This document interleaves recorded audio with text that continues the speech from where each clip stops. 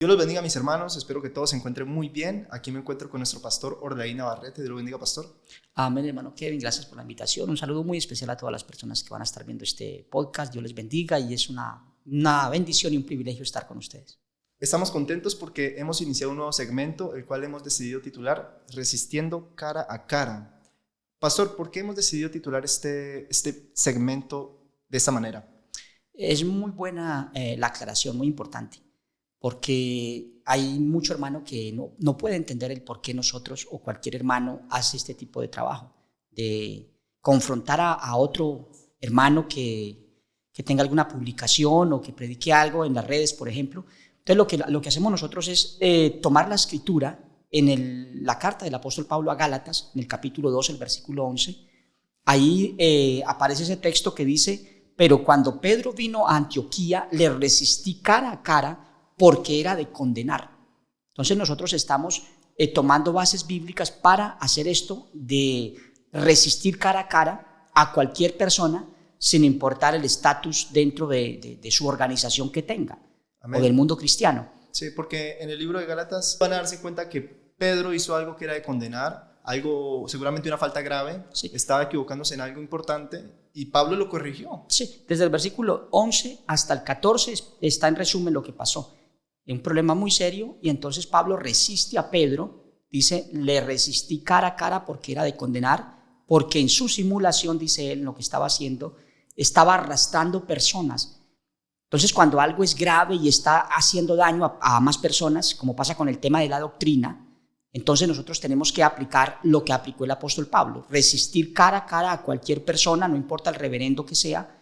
Lo hacemos con respeto, pero lo hacemos con el sustento de la palabra de Dios, porque la escritura dice: ten cuidado de ti mismo y de la doctrina, haciendo esto te salvarás a ti mismo y a los que te oyeren. Amén. Eso está en la escritura. Lo que es resistir cara a cara es totalmente bíblico. Amén, amén. Porque es que lo que pasa es que actualmente hay muchas personas que creen que no, que es que de pronto un pastor no se le puede llamar la atención por algo, o que de pronto una persona, el presidente de alguna iglesia, no se le puede decir nada porque es el presidente. Y él tampoco escucha nada porque él es el presidente.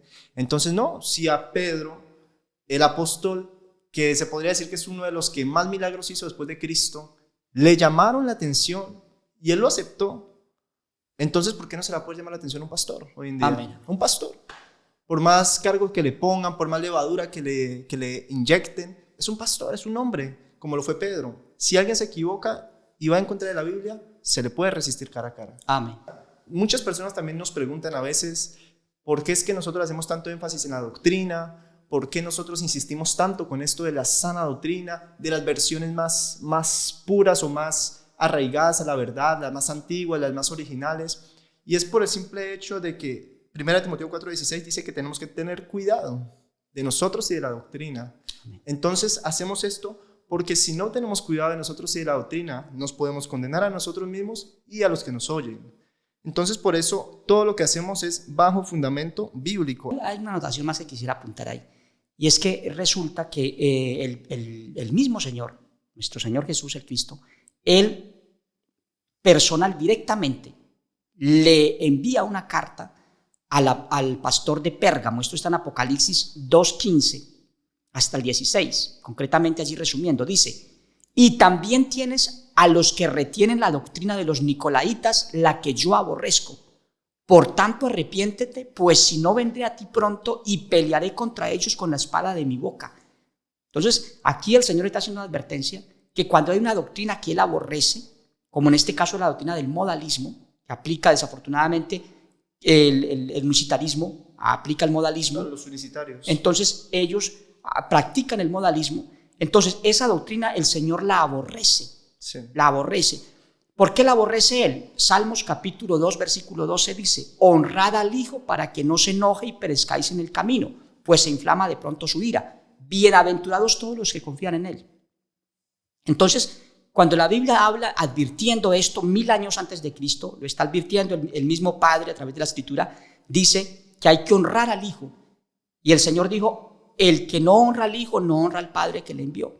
Entonces la honra al Hijo tiene que ser de la misma calidad que se le da al Padre, para que todos honren al Hijo como honran al Padre. Entonces decir que el Hijo es solamente un traje humano o una máscara que el padre se puso, es una deshonra. Porque el hijo es el mismo padre. Sí. Estaríamos diciendo que solamente hay un padre que se hizo hijo, más no que un padre que tuvo un hijo. Y al mismo tiempo está desconfiando del hijo, porque aquí dice, bienaventurados todos los que confían en él. Entonces cuando yo digo, no, es que yo confío en Cristo porque es el mismo padre que se hizo hombre. No está confiando en Cristo, está confiando en el Padre. Está confiando en el Padre directamente. Claro. Entonces no está confiando en el Hijo de Dios. Amén. Y hay unos que piensan que no, que es que el Padre es el mismo Hijo. Pero sí. si la misma Biblia dice que el que tiene la doctrina de Cristo, usted tiene al Padre y al Hijo. Entonces, o sea, hay muchos versículos que nos dicen claramente que el Padre y el Hijo son individuales. El apóstol Juan es muy explícito cuando dice en la segunda carta, capítulo 1, versículo 9, ya finalizando el versículo, dice, el que tiene la doctrina de Cristo, ahí explica cuál es la doctrina de Cristo, ese sí tiene al Padre y tiene al Hijo.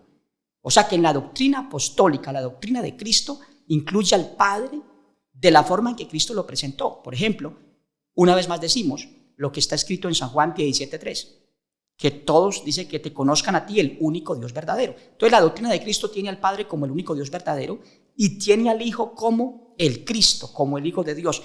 Eso incluye la doctrina de Cristo, al Padre y al Hijo, no al Espíritu Santo, porque no hay más. El Espíritu Santo es el mismo Padre. Claro, entonces eso ya está claro en la palabra. La Biblia dice que Dios es Espíritu y Amén. que Dios es Santo. Amén. Así que el Espíritu Santo es el mismo Padre. Pero es muy, muy grave la doctrina del modalismo. Unicitario. Sí, el unimodalismo, lo que practica la unicidad. ¿Por qué? Porque dice la Biblia en San Mateo 10:33, dice, y a cualquiera que me niegue delante de los hombres, yo también lo negaré delante de mi Padre que está en los cielos. Entonces es muy peligroso el modalismo por eso, porque cuando una persona afirma y cree que es que el Hijo es el mismo Padre que se disfrazó, que se hizo hombre, que se transformó en hombre, entonces está negando al Hijo, está diciendo que no existe el Hijo, solo que el Padre se hizo hombre, el Hijo no queda allí entonces, y eso es negar al Hijo, desconocerlo por completo. Y el Señor dice que el que le haga eso a él también lo va a negar nada más y nada menos que delante de su Padre. Entonces esto es muy grave, por eso nosotros estamos en esto y hemos aplicado Apocalipsis 2:15, porque allí dice, vendré contra ellos y pelearé, contra los que tienen la doctrina que yo aborrezco, pelearé contra ellos con la espada de mi boca. Entonces en este momento el Señor está peleando con la espada de su boca a través de nosotros, y seguramente de otros hermanos más que han entendido este mensaje de la doctrina de Cristo. Amén, pastor, así es. Entonces, en esta hora vamos a coger estos dos videos que hemos visto de un referente del unicitarismo, muy conocido, se podría decir, bastante conocido en las iglesias modalistas. Vamos a ver qué es lo que dice y vamos a ver por qué no es bíblico. Jesús no es preexistente como persona separada del Padre. Jesús es preexistente como esencia divina y eterna. Párelo. Entonces, ahí el hermano está haciendo una afirmación que no es bíblica. Es importante partir desde el origen de las cosas. Entonces, él inicia esta explicación hablando de que el Hijo de Dios es preexistente, según él, como esencia divina y eterna. O sea, que Jesús es preexistente como el mismo Padre, lo que él quiere decir. Porque no hay dos esencias divinas y eternas. Entonces, que es preexistente como el mismo Padre, como esencia divina y eterna. Pero él no tiene ningún sustento bíblico para eso. O sea, en ese momento uno escucha el video y él no da ningún texto que diga esas palabras. Jesús es preexistente como esencia divina y eterna. Y al decir que Jesús es preexistente como esencia divina y eterna, lo que está diciendo es que Jesús existía antes de haber nacido de María como el Padre. Como el mismo esencia Padre. divina y eterna. Como el mismo Padre. O sea que antes de nacer de María lo que está diciendo es que él ya era Padre. Correcto. Pero esa es una afirmación que él la sacó de su interpretación, no sé de dónde, pero no de la Biblia, porque ningún texto bíblico dice que Cristo sea preexistente como Padre, o sea, lo que él dice como esencia divina y eterna. Entonces, no es cierto lo que él está diciendo en el contexto bíblico, porque no hay texto bíblico que lo respalde para esa afirmación. La está sacando él de su propia cabeza, de su propio entendimiento. Bien, pero no de la Biblia. Pero nosotros sí tenemos la certeza de poder probar con la Biblia que Jesús es preexistente, o sea, antes de nacer de María como el Hijo de Dios, es preexistente como lo dice la Escritura, como el Verbo. El Verbo de Dios. Como el Verbo de Dios, o sea, como la palabra de Dios. Entonces, ¿dónde dice la Biblia que Jesús es preexistente como el Verbo? Eso sí lo dice la Biblia. claramente, un texto que aman el unitarismo modalista, pero que no he podido entender, que es San Juan, Evangelio de San Juan, capítulo 1, versículo 1 y 2. Dice el texto allí: en el principio era el verbo, y el verbo era con Dios, y el verbo era Dios. Y luego dice el 2, y este era en el principio con Dios. Ese versículo en el unitarismo modalista no lo ha podido entender. Lo único que ellos cogen de ahí es la parte que dice era Dios. Claro, era Dios es lo que les gusta y con eso se queda. No miran lo que dice que en el principio era el verbo y el verbo era con Dios, o sea, con alguien. Con alguien. Entonces, está hablando del verbo, no está hablando del Hijo, porque el Hijo es a través o a partir de María, porque el Hijo es cuando ya dice el Señor, yo te engendré hoy. Entonces lo engendró en María por el Espíritu Santo. A partir de allí es el Hijo de Dios. Pero Cristo es preexistente desde antes. ¿Cómo era preexistente? No como Padre, como acaba de decir el hermano acá. Ni como Hijo. Ni como Hijo eterno, porque el Hijo es a partir de María. O sea, era preexistente como el verbo. Como el de Dios. verbo. Verbo significa palabra. Entonces, aquí la Escritura deja claro en San Juan capítulo 1, versículo 1, dice que en el principio era el verbo. Cuando la Biblia dice en el principio, está hablando del comienzo de algo, del comienzo. No está hablando de la eternidad, porque ese es el problema que algunos no pueden interpretar y confunden el principio con la eternidad. Entonces la eternidad es un tiempo sin fin, un tiempo sin comienzo, ¿sí? Es eternidad. Pero Cristo aparece desde el principio, o sea, cuando ya empezó la creación, previo a la creación de todas las cosas, lo primero, de hecho Jesús lo confirma cuando dice en Apocalipsis 3:14, dice que Él es el principio de la creación de Dios, el principio de la creación de Dios. Entonces, ¿a qué se refiere Cristo cuando dice que es el principio de la creación de Dios? A que Él fue lo primero, no como hijo, sino como verbo. Lo primero creado fue la palabra, ¿sí? Fue la palabra. Entonces, Cristo es preexistente no como esencia divina y eterna, o sea, como Padre, que es lo que el hermano quiere decir en este video, sino que es preexistente como palabra de Dios, la palabra, el verbo. Que y al ser persistente como palabra de Dios, eso no lo convierte en el Espíritu de Dios, o sea, eso lo convierte en una herramienta de Dios. Sí. Por la cual Él hizo la creación, que fue por medio de su palabra. Amén. O sea que Dios, porque claramente Dios antes de que estuviéramos nosotros, antes de que estuvieran los ángeles, que ese ya es otro tema, que hay gente que piensa que los ángeles estaban desde antes que los humanos, ese ya es otro tema. Pero entonces vemos en la Biblia y claramente es lógico que antes de todos nosotros, cuando el único que estaba aquí era Dios, Dios no tenía la necesidad de hablar, o sea, no tenía la necesidad de tener un verbo. Él vino a tener un verbo ya cuando realmente quería empezar con su creación. La quiso hacer por medio de una herramienta que Él mismo creó y es el verbo de Dios. Amén. O sea que el Hijo no existía antes como hijo, sino que era el verbo de Dios. Amén. Y ese verbo no era un ser independiente a Dios, sino que era una herramienta que Dios tenía. Sí, y el texto es muy, muy fácil de entender. No sé por qué no logran entender los hermanos unimodalistas, unicitario-modalistas. Mire, el texto dice, en el principio era el verbo. O sea, cuando las cosas comenzaron, entonces ahí empezó, antes del comienzo de todas las cosas, el verbo. En el principio, no dice en la eternidad. Luego dice, este era en el principio con Dios. O sea, que estaba con alguien. La palabra estaba con alguien. Entonces, este era Dios. Cuando dice era Dios, habla en pasado, no en presente, porque dice era Dios. Aclaración. La Biblia dice que el verbo era Dios, hablando en pasado, porque antes de ser enviado al mundo era parte integral de Dios. Esto lo dice el mismo verbo, al cual también se le conoce como la sabiduría de Dios, cuando habla por medio del sabio Salomón en el Antiguo Testamento. Dice, Jehová me poseía en el principio, ya de antiguo, antes de sus obras. Vemos que esta sabiduría de Dios, o este verbo de Dios, dice que Jehová lo poseía en el principio. Y luego continúa diciendo, eternamente tuvo el principado desde el principio, antes de la tierra. O sea que existía antes de que Dios creara la tierra. Después dice, antes de los abismos fui engendrada. Dice engendrada porque también se le conoce como la sabiduría de Dios. Incluso todo este pasaje se titula la excelencia y eternidad de la sabiduría. Y empieza diciendo en el versículo 1, ¿no clama la sabiduría y da su voz la inteligencia? Y en el 14 dice, conmigo está el consejo y el buen juicio. Yo soy la inteligencia, mío es el poder. Y dice en el 25, Antes que los montes fuesen formados, antes de los collados, ya había sido yo engendrada.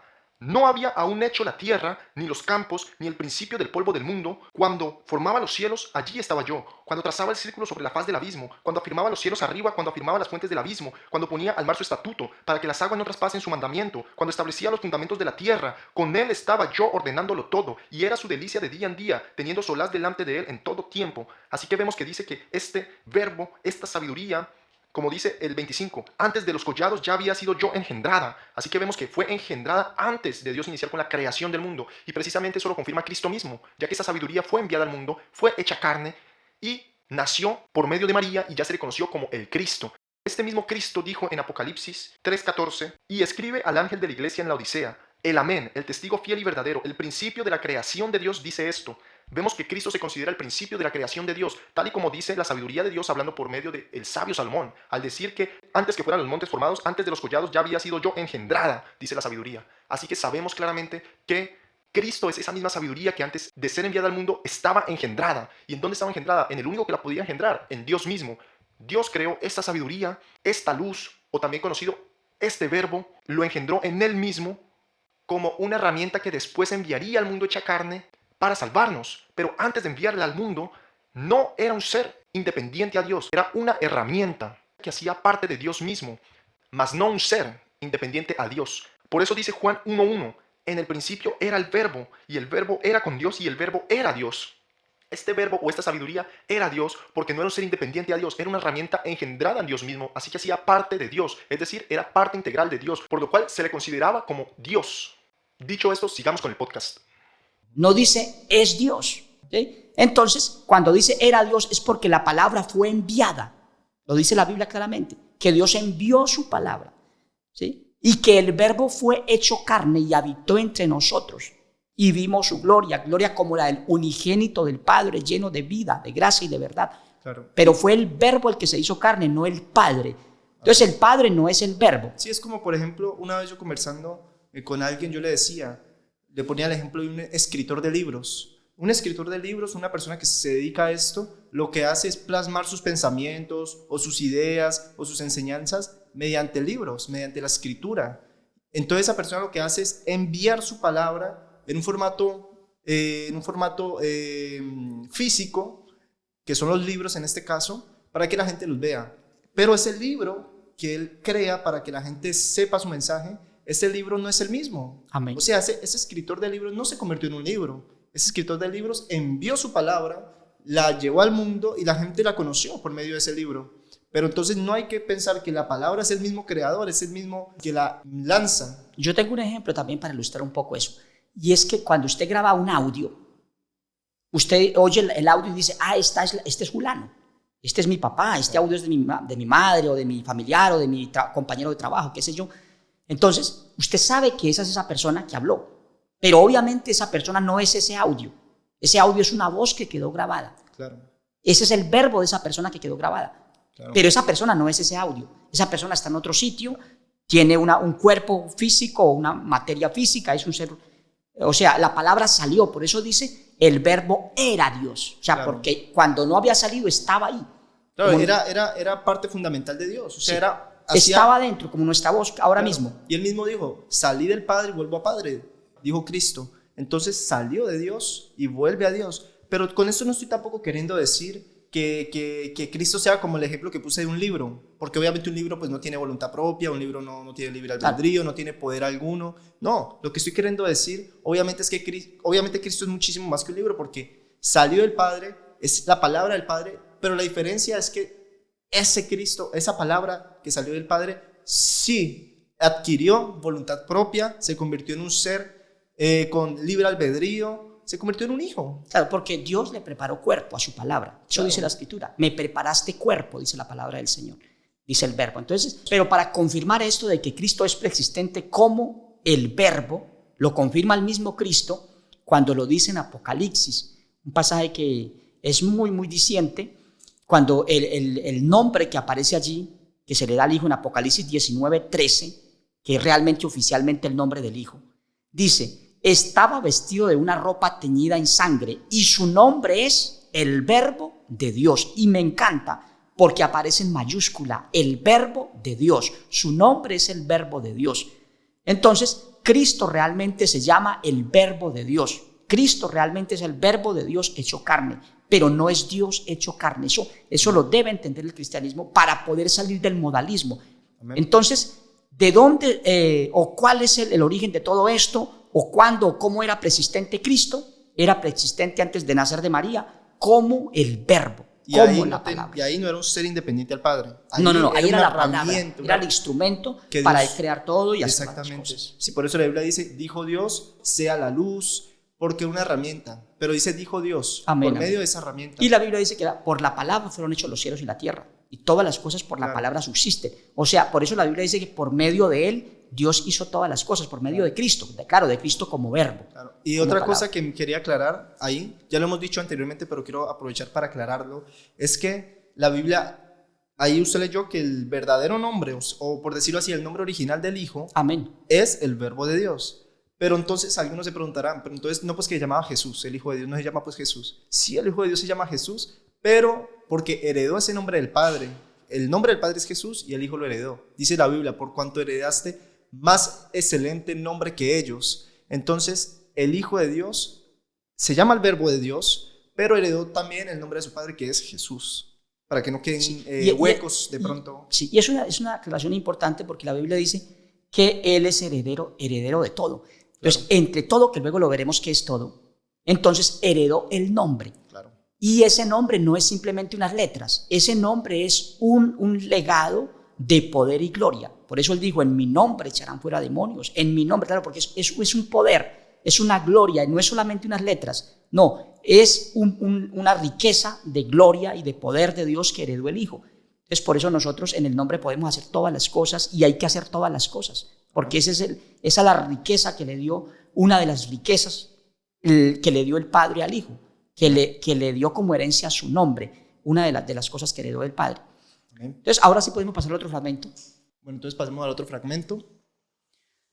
El Espíritu Santo es eterno y Jesús es el Espíritu Santo. Párelo allí. Bien. Entonces, el Espíritu Santo es eterno y Jesús es el Espíritu Santo. Es una afirmación que el hermano está haciendo allí en su estudio que está dando. Pero no es cierto. Jesús, el Hijo de Dios, no es el Espíritu Santo. Esto es un pensamiento que se metieron a la cabeza en los modalistas unicitarios, porque hay un solo texto en la Biblia que según ellos dice lo que ellos creen que dice, pero realmente no dice eso. Y estoy hablando de un texto muy conocido por el unicitarismo y se trata de una escritura donde el apóstol, en 2 de Corintios, el apóstol San Pablo, capítulo 3, versículo 17, dice, porque el Señor es el Espíritu, y donde está el Espíritu del Señor, allí hay libertad. Eso dice en la Biblia Reina Valera tradicional de 1960 y las otras que son copias todas de la primera que tradujeron de los idiomas originales al latín, que fue por un orden de un papa y todo eso. Entonces, es una Biblia con origen trinitario y desafortunadamente viene de Roma, no de original. Entonces, ¿qué quiero decir con esto? Que ese versículo no dice eso. En realidad lo que dice es, si usted lo busca en la Biblia Reina Valera, pero restaurada, ahí dice de la siguiente manera, porque Yahweh es el Espíritu, y donde está el Espíritu de Yahweh, o sea, de Dios, allí hay libertad. Entonces el texto en realidad no dice, y el Señor es el Espíritu, aunque al Padre se le llama Señor. Por eso la Biblia dice en los Salmos, dijo el Señor a mi Señor, o sea, a ambos, al Padre se le dice Señor y al Hijo también se le reconoce como Señor, pero no es que sea el mismo Señor. Entonces, tenemos el texto que nos ayuda a entender esto, es aquí en la Reina Valera restaurada. Dice, porque Yahweh es el Espíritu, y donde está el Espíritu de Yahweh, allí hay libertad. El Espíritu de Yahvé, allí hay libertad. Entonces, no dice dónde está el Hijo, no, sino donde está el Espíritu de Dios, de Yahvé o Yahweh, como queramos leer. Versículos adulterados. Claro. Entonces, ahí estamos viendo que como a un versículo le quitaron la palabra Yahvé o Yahweh, entonces le pusieron la palabra Señor. Entonces, tal vez pues ese sea el motivo por el que se confunden pensando que al decir Señor se refiere al Hijo. Se refiere al Hijo. Y resulta que dice Señor, pero no dice Hijo de Dios. No dice el Hijo de Dios es el Espíritu, no. Dice el Cristo. Dice claro, ni dice el Espíritu Santo, es el Cristo, no. Lo que dice el texto es que es Yahweh o Yahvé, como querramos leerlo, es el Espíritu, y que donde está el Espíritu de Yahvé, allí hay libertad. Amén. Buena aclaración. El Espíritu Santo es el Padre mismo. Por eso nosotros decimos que el Espíritu Santo no es una tercera persona. También tienen otros fundamentos. Por ejemplo, hay un texto que lo han también usado mucho para, según ellos, demostrar que el Hijo es el mismo Padre, y es porque en algún momento el Señor dijo: no os dejaré huérfanos. En San Juan 14, 18, no os dejaré huérfanos, vendré a vosotros. Entonces dice, mire que claro, el Hijo es el Espíritu Santo, el Hijo es el mismo Padre, porque dijo: no os dejaré huérfanos, vendré a vosotros, y luego vino como Espíritu Santo, o sea, en otra forma, porque a ellos les gusta mucho el modalismo, de que primero Dios tomó forma de Hijo y después tomó forma de Espíritu Santo. Entonces, ellos suponen que se está refiriendo a que iba a venir como Espíritu Santo. Entonces, ¿pero qué dice la Escritura sobre eso? Mire, el Espíritu Santo ya quedamos claros de que es el Padre. Y cuando el Señor dice: no os dejaré huérfanos, no está diciendo que Él es el Padre eterno.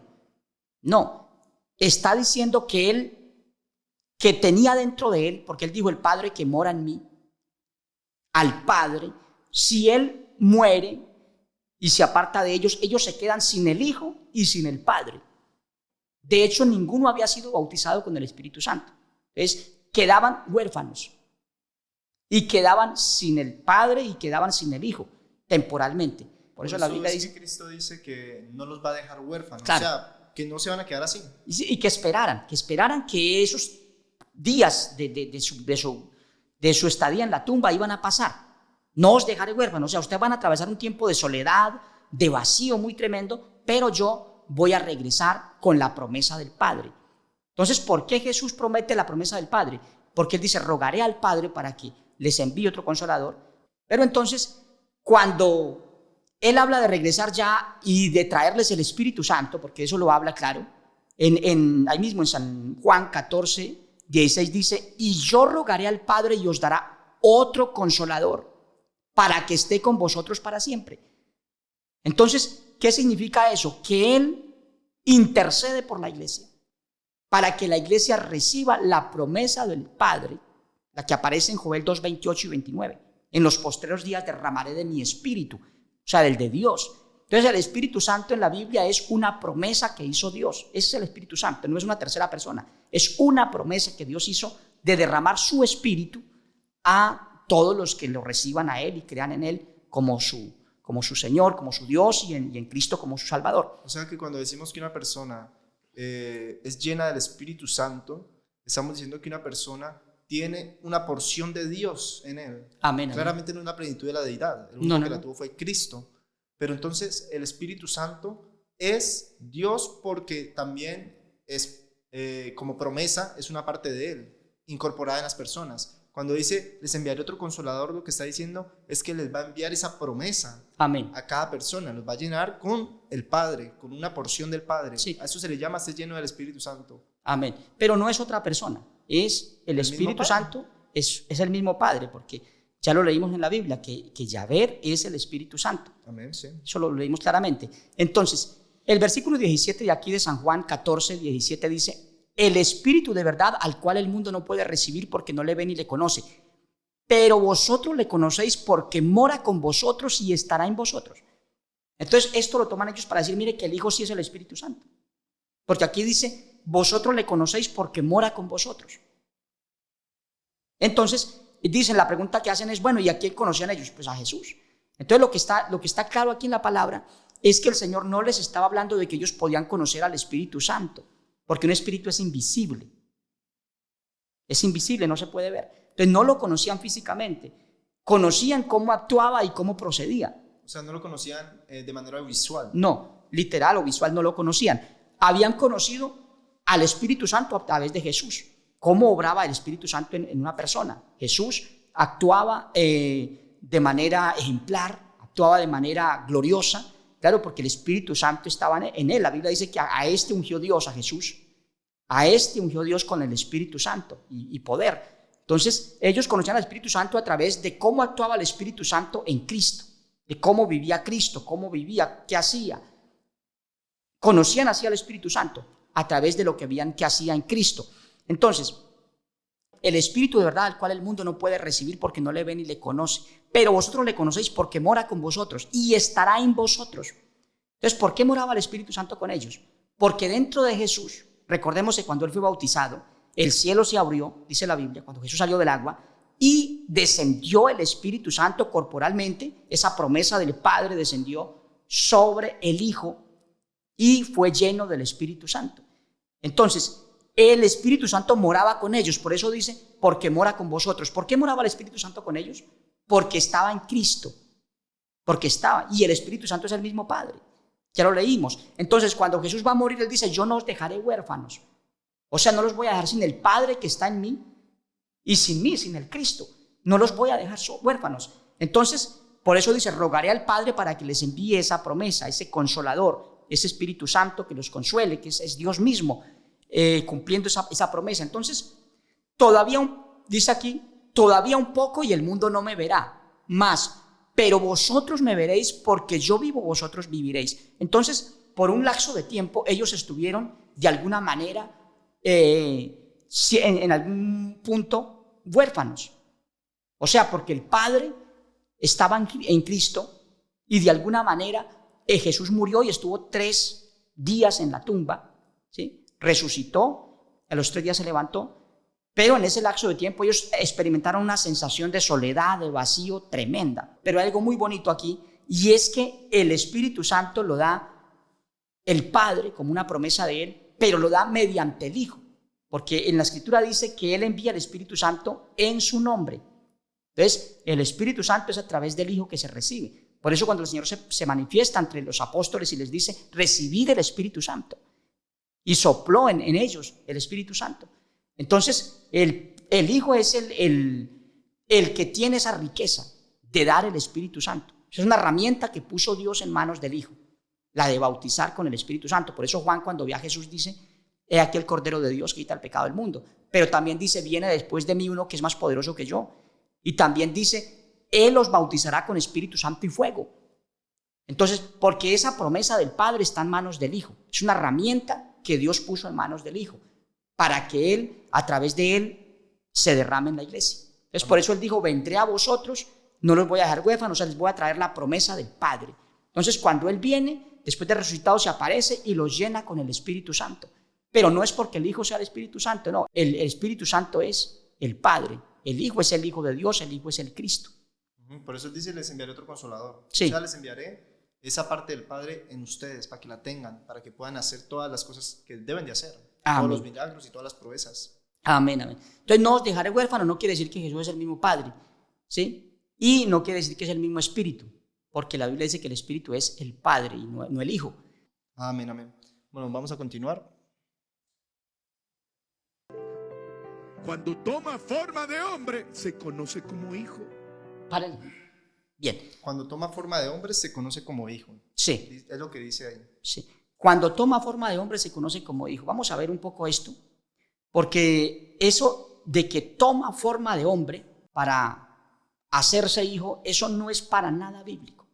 O sea, no hay texto bíblico. Antes la Biblia deja claro que en Dios no hay mudanza ni sombra de variación. Sí. Entonces acabamos de ver que el hermano dice que cuando tomó forma de hombre se le conoce como hijo. Es lo que él está afirmando, cuando tomó forma de hombre. Entonces nosotros tenemos en la palabra del Señor claramente que ella nos dice que Dios no toma forma de nada que no sea Él. Eso lo dice la Escritura. En Santiago capítulo 1 versículo 17 dice, toda buena dádiva y todo don perfecto desciende de lo alto del Padre de las luces, en el cual no hay mudanza ni sombra de variación. Entonces este versículo es muy claro porque dice que Dios no toma, el Padre no toma mudanza, o sea, Él no cambia de aspecto, de parecer. Pero para que no quede duda, también dice ni variación, o sea que Él no varía de una forma a otra, de Padre, Espíritu. Dios es Espíritu, lo dijo el Señor. Él no varía a Hijo, Él no cambia de forma. Inclusive el Señor así lo enseñó cuando lo dijo en San Juan 4:24. Dice, Dios es espíritu. Y me encanta que lo haya dicho él cuando todavía estaba, no resucitado, cuando todavía estaba con los discípulos en persona. Dios es espíritu. Él había podido decir, Dios era espíritu, ¿sí? En pasado, pero dijo, Dios es. Habla de presente. Dios es. O sea que aunque Jesús estaba aquí, el Hijo de Dios, el mismo Hijo de Dios dice, Dios es espíritu. O sea, él no dijo, Dios era espíritu y ahora es hombre, se hizo hombre. Él no dijo eso. Entonces, es muy importante aclarar eso. Pero también es muy importante anexar a esto lo otro. Que la Escritura dice, lo que es nacido de la carne, carne es. Y lo que es nacido del Espíritu, Espíritu es. O sea, que la carne no se transforma en una cosa que no es, ni el Espíritu tampoco. Y Dios es Espíritu. Entonces, Él no se transformó en hombre.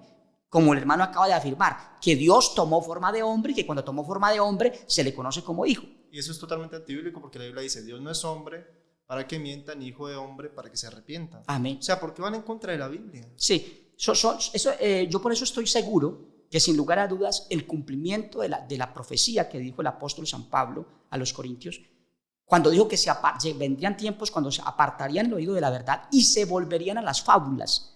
Entonces yo siempre he dicho, y lo tengo claro, que el modalismo nicitario es una fábula. Es una fábula que han tenido que construir con textos, con cosas que más o menos dan a entender, pero el Señor dijo, el que cree en mí, como dice la Escritura, no dijo como da a entender la Escritura. Claro que hay personas que defienden la teoría de la suma de tu palabra.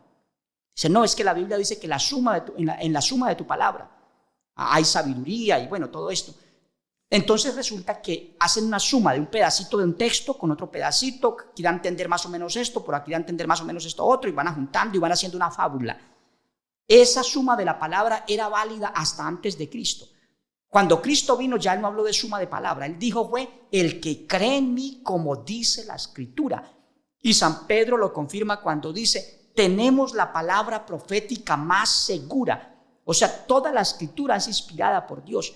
Ya no tenemos que hacer fábula de que por aquí dice una cosa y da a entender algo y por allí dice más o menos otra cosa, entonces la junto para ir formando un pensamiento, una fábula. Entonces no, hay que creer como diga la Escritura y la Escritura dice claramente que en Dios no hay mudanza ni sombra de variación. O sea, Él no varía. De que era espíritu y se hizo hombre, eso es mentira, eso es totalmente falso y antibíblico. Ahora, Cristo dice que el Padre, Dios es espíritu y Él estaba ya hecho hombre, ya había nacido de María, así que Él no dijo yo soy el Padre hecho hombre. Bien, pero también dice que lo que es espíritu es espíritu, lo que es nacido del espíritu, espíritu es, lo que ha sido espíritu, espíritu es, o sea que eso no se transforma en otra cosa. Ahora, hay que decir algo más sobre esto y me parece muy interesante. Mire, el que toma forma de lo que no es Dios. El que toma forma de lo que no es el diablo. Eso lo dice la Biblia. Segunda de Corintios 11:14 dice, y no es maravilla porque el mismo Satanás se disfraza como ángel de luz. O sea, el que toma forma de lo que no es él es Satanás. Aquí dice el diablo. No es maravilla porque el mismo diablo, aquí dice el mismo Satanás, se disfraza como ángel de luz. Y miremos esto que dice también la Escritura en Isaías 14:14 dice. Pero antes de pasar ahí me gustaría leer también el 15 de 2 Corintios 11. Sí. Dice, así que no es extraño si también sus ministros se disfrazan como ministros de justicia, cuyo fin será conforme a sus obras. Sí. Sus ministros. O sea que el diablo tiene ministros. Eso es bien interesante. ¿Por qué? Porque mire, el diablo se disfraza como ángel de luz. O sea, Dios nunca se disfrazó de hombre. Nunca se hizo hombre, como dice el hermano aquí en el video. Pero el que sí se disfraza de lo que no es, incluso de ángel de luz, es Satanás. Y ahí dicen que aún sus ministros se disfrazan de... Sí, porque dice, así que no es extraño si también sus ministros se disfrazan como ministros de justicia, cuyo fin será conforme a sus obras. Sí, o sea, tremendo eso. O sea, que el diablo tiene ministros. Amén. Tiene ministros. Aquí hay iglesias que no saben y su pastor es un ministro del diablo. Y el fin de ellos es conforme a sus obras, o sea, conforme El fin de ellos es conforme a lo que ellos creen que es cierto, a lo que les han enseñado, a lo que ellos piensan que es lo mejor, pero no es necesariamente conforme a lo que la Biblia dice que es cierto. No. Y si son ministros del diablo, sin que ellos lo sepan, ni sus ovejas, ellos están engañados y están engañando. Entonces esa gente lo que hace es hacer un trabajo para el diablo sin saberlo, y es llevar a la gente a la perdición, porque la gente cree que está en el camino correcto, cree que está en la verdad, y lo que va es en pos de una fábula, en este caso como el modalismo o otras fábulas que existen. Amén. Y es por eso que hay que resistirlos cara a cara, porque lo que están haciendo es de condenar. Sí, es muy serio esto. Entonces el diablo dijo en Isaías 14:14, dijo: sobre las alturas de las nubes subiré y seré semejante al Altísimo. O sea, el diablo siempre ha tenido la obsesión de ser lo que no es. Entonces, el que toma forma de lo que no es y le añora y le gusta ese tema es a Satanás. A Dios no. Dios no toma forma de nada, en él no hay variación, no hay mudanza. Si es espíritu, sigue siendo espíritu. No se ha hecho hombre, como afirma el modalismo unicitario. Entonces, pero Satanás sí sueña con eso. Seré semejante al Altísimo. Pero mire lo que le dice Dios a alguien que se disfraza de lo que no es, o que es lo que anhela, disfrazarse como lo que no es. Dice: mas tú derribado eres hasta el Seol, a los lados del abismo. Se inclinarán hacia ti los que te vean, te contemplarán diciendo: ¿es este aquel varón que hacía temblar la tierra, que trastornaba los reinos? Entonces, Jesús no es ese varón que se disfrazó o que se elevó a una posición de lo que no es. Por eso Jesús nunca dijo: soy el Padre o soy Dios. Hay una mala interpretación en textos, eso es verdad, y hay otros textos adulterados, eso es muy cierto, lo estamos comprobando. Pero el Señor, el Dios, el Padre, no ha tomado forma de hombre, como el hermano acaba de afirmar, que cuando tomó forma de hombre se le conoce como hijo. No, el que toma forma de lo que no es se llama Satanás. Todo lo que está haciendo el diablo es algo súper tremendo, porque está añadiéndole atributos o cosas que él suele hacer y hace al mismo Hijo de Dios, al parecer. Sí. O al mismo Padre, al parecer. Porque ahora están diciendo que el Padre se disfraza de hijo, tomando un velo de carne. El Padre, ¿qué necesidad tiene de disfrazarse? Y además la Biblia dice que Dios no muere. O sea, Dios es inmortal. Claro. Entonces, ¿cómo vamos a decir que Dios es inmortal si la Biblia dice que Cristo murió en la cruz por nosotros? Entonces, el Dios murió, ¿no? Eso es caer en una contradicción muy impresionante. Sí. Entonces, lo que vemos es que no les está importando la verdad. Les está solamente importando llevar a cabo y continuar con esto de la fábula del modalismo. Sí. El fin de ellos es la prosperidad numérica, las masas, en fin, pero no es la salvación de esa gente. Por eso el Señor está peleando con la espada de su boca, como decíamos al comienzo. ¿Por qué? Porque está en riesgo la salvación de la gente. De lo que uno crea y en lo que uno enseñe, de eso depende la salvación. Y yo la pregunta que les hago en este momento a todos estos pastores es: ¿vale realmente la pena eso si al final del camino te vas a perder? O sea, ¿vale la pena preferir la prosperidad numérica, el ego mío? Tenemos iglesias grandes, enormes, mucha gente, vivo de esto, si me voy a perder, si me voy a ir para el infierno por haber engañado a tanta gente. Sí, pero si ese es el fin de ellos, ese es el propósito que tienen. Ese es el propósito, pero de propósito ellos. Tal vez incluso puede que sea un propósito y sin siquiera estar conscientes de eso. O sea, puede ser un propósito indirecto que ellos tienen y no se han dado cuenta. No se han dado cuenta. Pero ya con esto se pueden estar dando cuenta. No, que es que están yendo en contra de la Biblia. O sea, si la Biblia dice que Dios no es hombre, ¿por qué dice que Dios se hizo hombre? Sí, hay un texto maravilloso que está en las profecías de los últimos tiempos, Mateo 24. Dice allí: y se entregarán unos a otros. Entonces, estamos en ese tiempo donde hay mucha gente entregada a la organización, entregada al ministro. No, mi pastor dice que es así y así es. No me importa que diga la Biblia, no me importa nada. Él dice que así es y así es. Se entregarán unos a otros. Otros que están entregados, entre esos los pastores, muchos de ellos, entregados a la organización y no a Cristo. Por eso San Pablo resalta entre todos, porque él dice: Pablo, siervo de Jesucristo, no de hombre, ni por hombre. O sea, Pablo dice que él no es de hombre. O sea, no es una propiedad de una organización, de una iglesia determinada que le diga qué decir y cómo creer y que le tenga suspendido su libertad de pensamiento y su libertad de expresión.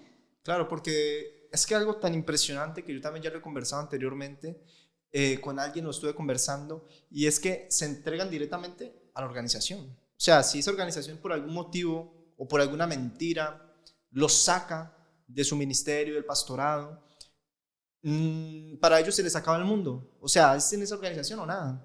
Claro. Alguien por ahí decía, bueno, si me sacan de esta congregación, ¿a dónde me voy a predicar? ¿A la luna? O sea, tan cerrado tienen el mundo que se resume a una organización, una denominación. Como si en la antigüedad se dicen que son de la iglesia primitiva, que son la iglesia primitiva, pero se les acaba el nombre, su denominación, y se les acaba el mundo. Eso no era la iglesia primitiva. La iglesia primitiva no tenía ni documentación de las iglesias. Pero entonces han armado una empresa, una serie de leyes, de normas que hay que respetar, y si no, pues se les acaba el mundo. No tienen libertad de expresión. Y su ministerio llega hasta no que el hombre libertad, diga. Exactamente, su ministerio llega hasta que les diga sus superiores que llegó, hasta ahí. Y desconociendo lo que está escrito, la Biblia dice, irrevocables son los dones y el llamamiento de Dios. Entonces, en las organizaciones, yo he visto, en persona lo he visto, porque lo he vivido, y lo he visto, cómo sacan pastores destituidos en las asambleas de pastores. Y no, ya Julano está destituido y bueno, o por lo menos lo públicamente en la asamblea lo declaran.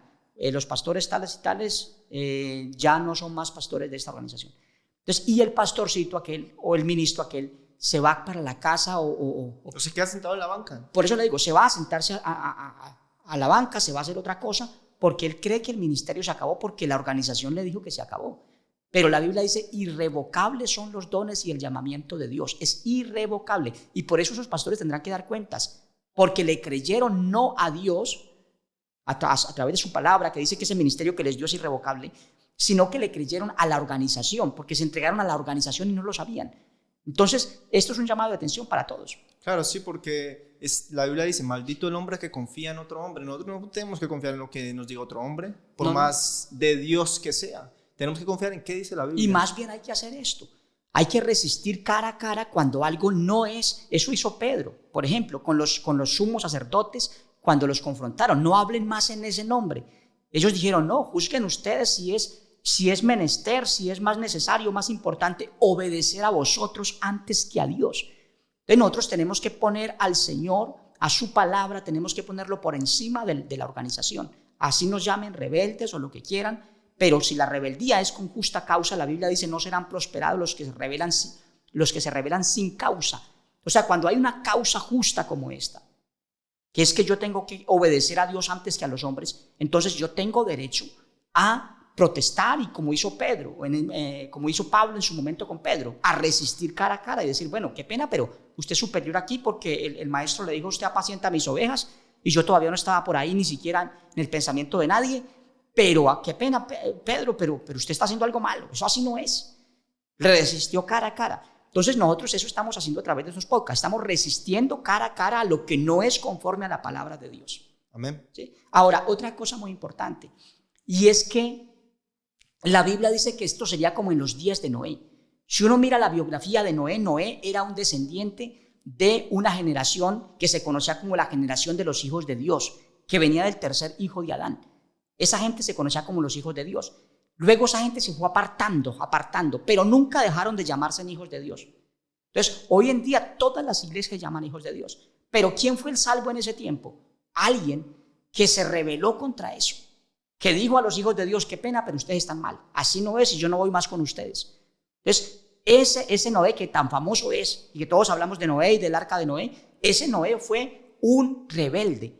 Fue una persona que dijo al mundo supuestamente de Dios de esa época, los hijos de Dios, así no es. Están equivocados y esto va a pasar y va a haber un diluvio y esto se va a acabar porque ustedes se apartaron.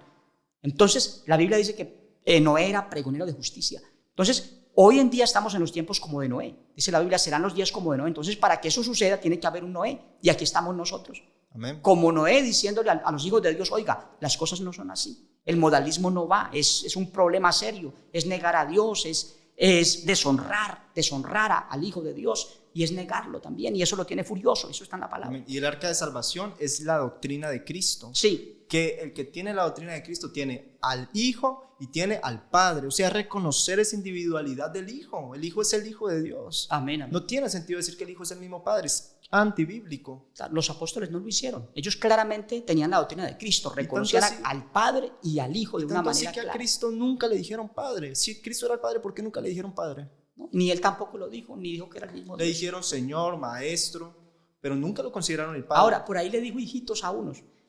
Pues eso lo hizo hasta Pablo. Y lo hizo Juan también. Él O sea, dijo, hijitos míos. claro. O sea, el sentido de hijitos, mire que también dice la palabra del Señor, dice en Hebreos, dice, yo y los hijos que Dios me dio. O sea, el Hijo también se considera Padre. Padre, pero de nosotros, Pero en no el Padre sentido eterno. espiritual. No Padre eterno. Exacto, no el Padre eterno, no el Padre de la creación. No, es el Padre, pero un Padre, pero en el sentido espiritual es nuestro Padre. Sí, sí. Pablo mismo le dice a los corintios, ustedes pueden tener lo que sea que tengan, pero yo os engendré por la palabra, o sea, yo soy su padre. Yo soy su padre, yo los engendré a través de la palabra. Entonces, Pablo también se declara como un padre. Amén. ¿Sí? Entonces, pero no, ninguno de ellos se declaró como el Padre eterno, ni Jesús, el Hijo de Dios, ni tampoco los apóstoles. Amén. Entonces vamos a continuar ahora con el otro. ¿Sí? Sí, ya terminamos esta explicación Entonces continuamos. con el otro fragmento. Pero en la Biblia no se habla del Hijo eterno de Dios. ¿No? Les pregunto, ¿Jesús es celestial? ¿Sí o no? ¿Jesús es preexistente? ¿Sí o no? ¿Jesús es Dios? ¿Sí o no? Deténgalo allí. Bien, ¿Jesús es Dios? ¿Sí o no? Pregúntale en este video aquí el ministro. Entonces, ¿Jesús es Dios? ¿Sí o no? Dice él. Bien, la respuesta clara la tiene la palabra del Señor. Pero vamos a hablar un poquito de en qué se sustentan ellos para decir que Jesús, el Hijo de Dios, el Cristo, es Dios mismo. Mire, ellos tienen un versículo que es Isaías 9:6 y tienen otros dos que son Primera de Juan 5:20 y son Romanos 9:5. Son como los más llamativos en esto. El primer texto, Isaías 9:6, dice, porque un niño nos es nacido, hijo nos es dado, el principado sobre su hombro. Aquí hay que ponerle mucho cuidado a lo que sigue. Dice, y se llamará su nombre. Note que dice, se llamará su nombre. No dice, y será ese niño. Que ese es el gran error que cometen aquí los modalistas unicitarios. Mire, y se llamará su nombre, admirable, consejero, Dios fuerte, Padre eterno, príncipe de paz. Se llamará su nombre, el nombre que heredó el Hijo es el nombre del Padre. Pero el texto dice que ese nombre es el que tiene ese contenido precioso. Ese nombre es el nombre del Padre, del Dios admirable, del consejero, del Dios fuerte, del Padre eterno, del príncipe de paz. Ese nombre es el nombre de todo eso. Y Jesús dijo, les he dado a conocer tu nombre. Les he dado a conocer tu nombre. Entonces, ese nombre que trajo Jesús, que se le invocó a él, no es el nombre de él, es el nombre del Padre que él lo heredó como una herencia, dice la palabra del Señor, que heredó más excelente nombre que los ángeles. Entonces, ese nombre es el que tiene todo ese contenido. Pero el texto dice claramente, se llamará su nombre. No dice, será ese hijo o será ese niño que van a ser. O sea, los atributos de ese nombre de ese niño, los atributos del nombre del niño. Sí. No los atributos del niño, sino los atributos del nombre del niño. Es Padre eterno y bueno, y todos los que siguen, ¿no? Amén. Entonces, está clarísimo que el texto no dice, y será ese niño, sino que dice, y se llamará su nombre. El nombre que le heredó del Padre, ese nombre tiene todas esas virtudes, porque es el nombre del Padre. El Padre sí es admirable, consejero, Dios fuerte, Padre eterno, etcétera, príncipe de paz. Entonces, el Padre eterno es el que es todo esto que dice el texto, y no el niño que iban a nacer. Porque aquí hace claridad la palabra del Señor con una coma y con una i. Dice, y se llamará su nombre. Entonces, ahí empieza el asunto con el nombre y deja al niño. Sí, el niño se le invocó el nombre, pero el nombre es el nombre del Padre. Él dijo, yo les he dado a conocer tu nombre. ¿Sí? El nombre del Padre, Jesús en nuestra lengua. Ese texto mal interpretado. Luego tienen otros textos que son adulterados, en los que sustentan la doctrina de que Jesús es Dios. Hablé o mencioné a San Juan 5:20. Ya lo hemos leído y comparado en otros podcasts, ¿no? Pero ese texto es muy importante leerlo en la Biblia Reina Valera restaurada, porque allí ya está corregido. Resulta que a ese texto en las Biblias tradicionales, Reina Valera tradicional y las otras, le quitaron una palabra, se le robaron una palabra. Así como es el enemigo, dice la Biblia que eres ladrón, a la palabra de Dios también le ha robado, o le ha aumentado también. Mire, dice en la Reina Valera restaurada, es la misma Reina Valera, pero corregida, restaurada, para corregir esos textos adulterados, dice: pero sabemos que el Hijo del Poderoso ha venido y nos ha dado entendimiento para conocer al que es verdadero. Y luego dice: y mediante su Hijo Yeshua, el Mesías, estamos en el verdadero. Este es el verdadero Dios y la vida eterna. O sea que dice que mediante su Hijo están en el verdadero. Este es el verdadero poderoso y la vida eterna. Amén. O sea, lo que está diciendo es claro. O sea, mediante su Hijo, mediante Cristo, estamos en el verdadero. ¿Quién es el verdadero? El verdadero poderoso y la vida eterna. Claro, es no el está Padre. diciendo que el Hijo sea el verdadero. Y está esto, diciendo que mediante el Hijo estamos en el verdadero. amén. Y eso confirma lo que dijo el Señor en San Juan 17:3. Que te conozcan a ti, le dijo el Padre, el único Dios verdadero. ¿Sí? Entonces, Cristo mismo señala al Padre como el único Dios verdadero, y aquí lo está afirmando. Entonces tenemos claro que el Hijo no es el verdadero Dios y la vida eterna. Es que es mediante al Hijo que estamos en el verdadero Dios y la vida eterna. No, Lo que, y al decir mediante, quiere decir que Él es un instrumento, un medio. Sí. Más no es el final al que vamos a llegar por medio de ese medio. Amén, Se podría decir. Entonces tenemos claro esto. Por eso recomendamos que la gente no crea todo lo que le diga la Reina Valera tradicional, porque allí hay desafortunadamente adulteramientos muy importantes, muy, muy serios, muy delicados, y han hecho doctrinas y han hecho fábulas con esos textos. Entonces el hermano toma un versículo mal interpretado, que es Isaías 9:6, luego toma otro, o toman otro los unitarios modalistas, que es San Juan 5:20. Y ahí le quitaron la palabra mediante a su Hijo. Mediante, la palabra mediante no se la... Mediante su Hijo. Sí, mediante su Hijo. Le quitaron esa parte.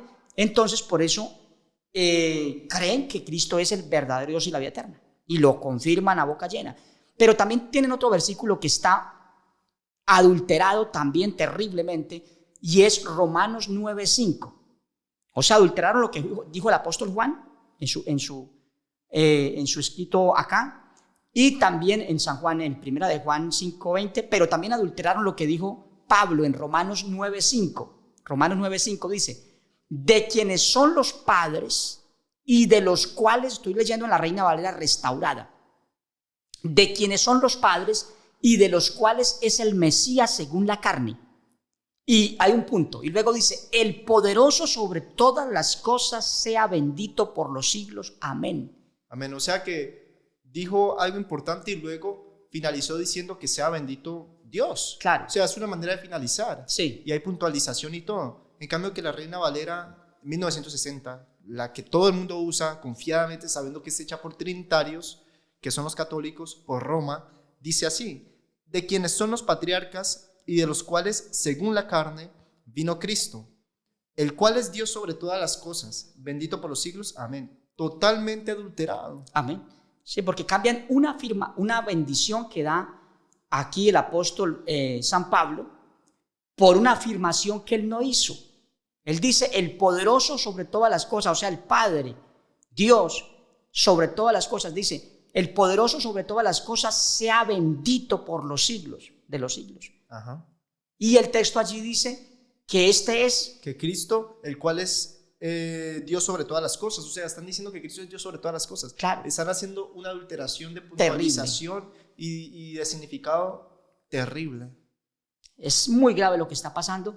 Entonces, por eso, gracias al Señor que hoy tenemos la bendición de poder ver estos pasajes ya en textos más originales, o ya tomados de textos originales. Sí, porque no hay que olvidar que la Reina Valera restaurada, la que usted está leyendo ahí, es hecha por una editorial judía. Incluso es la editorial hebraica.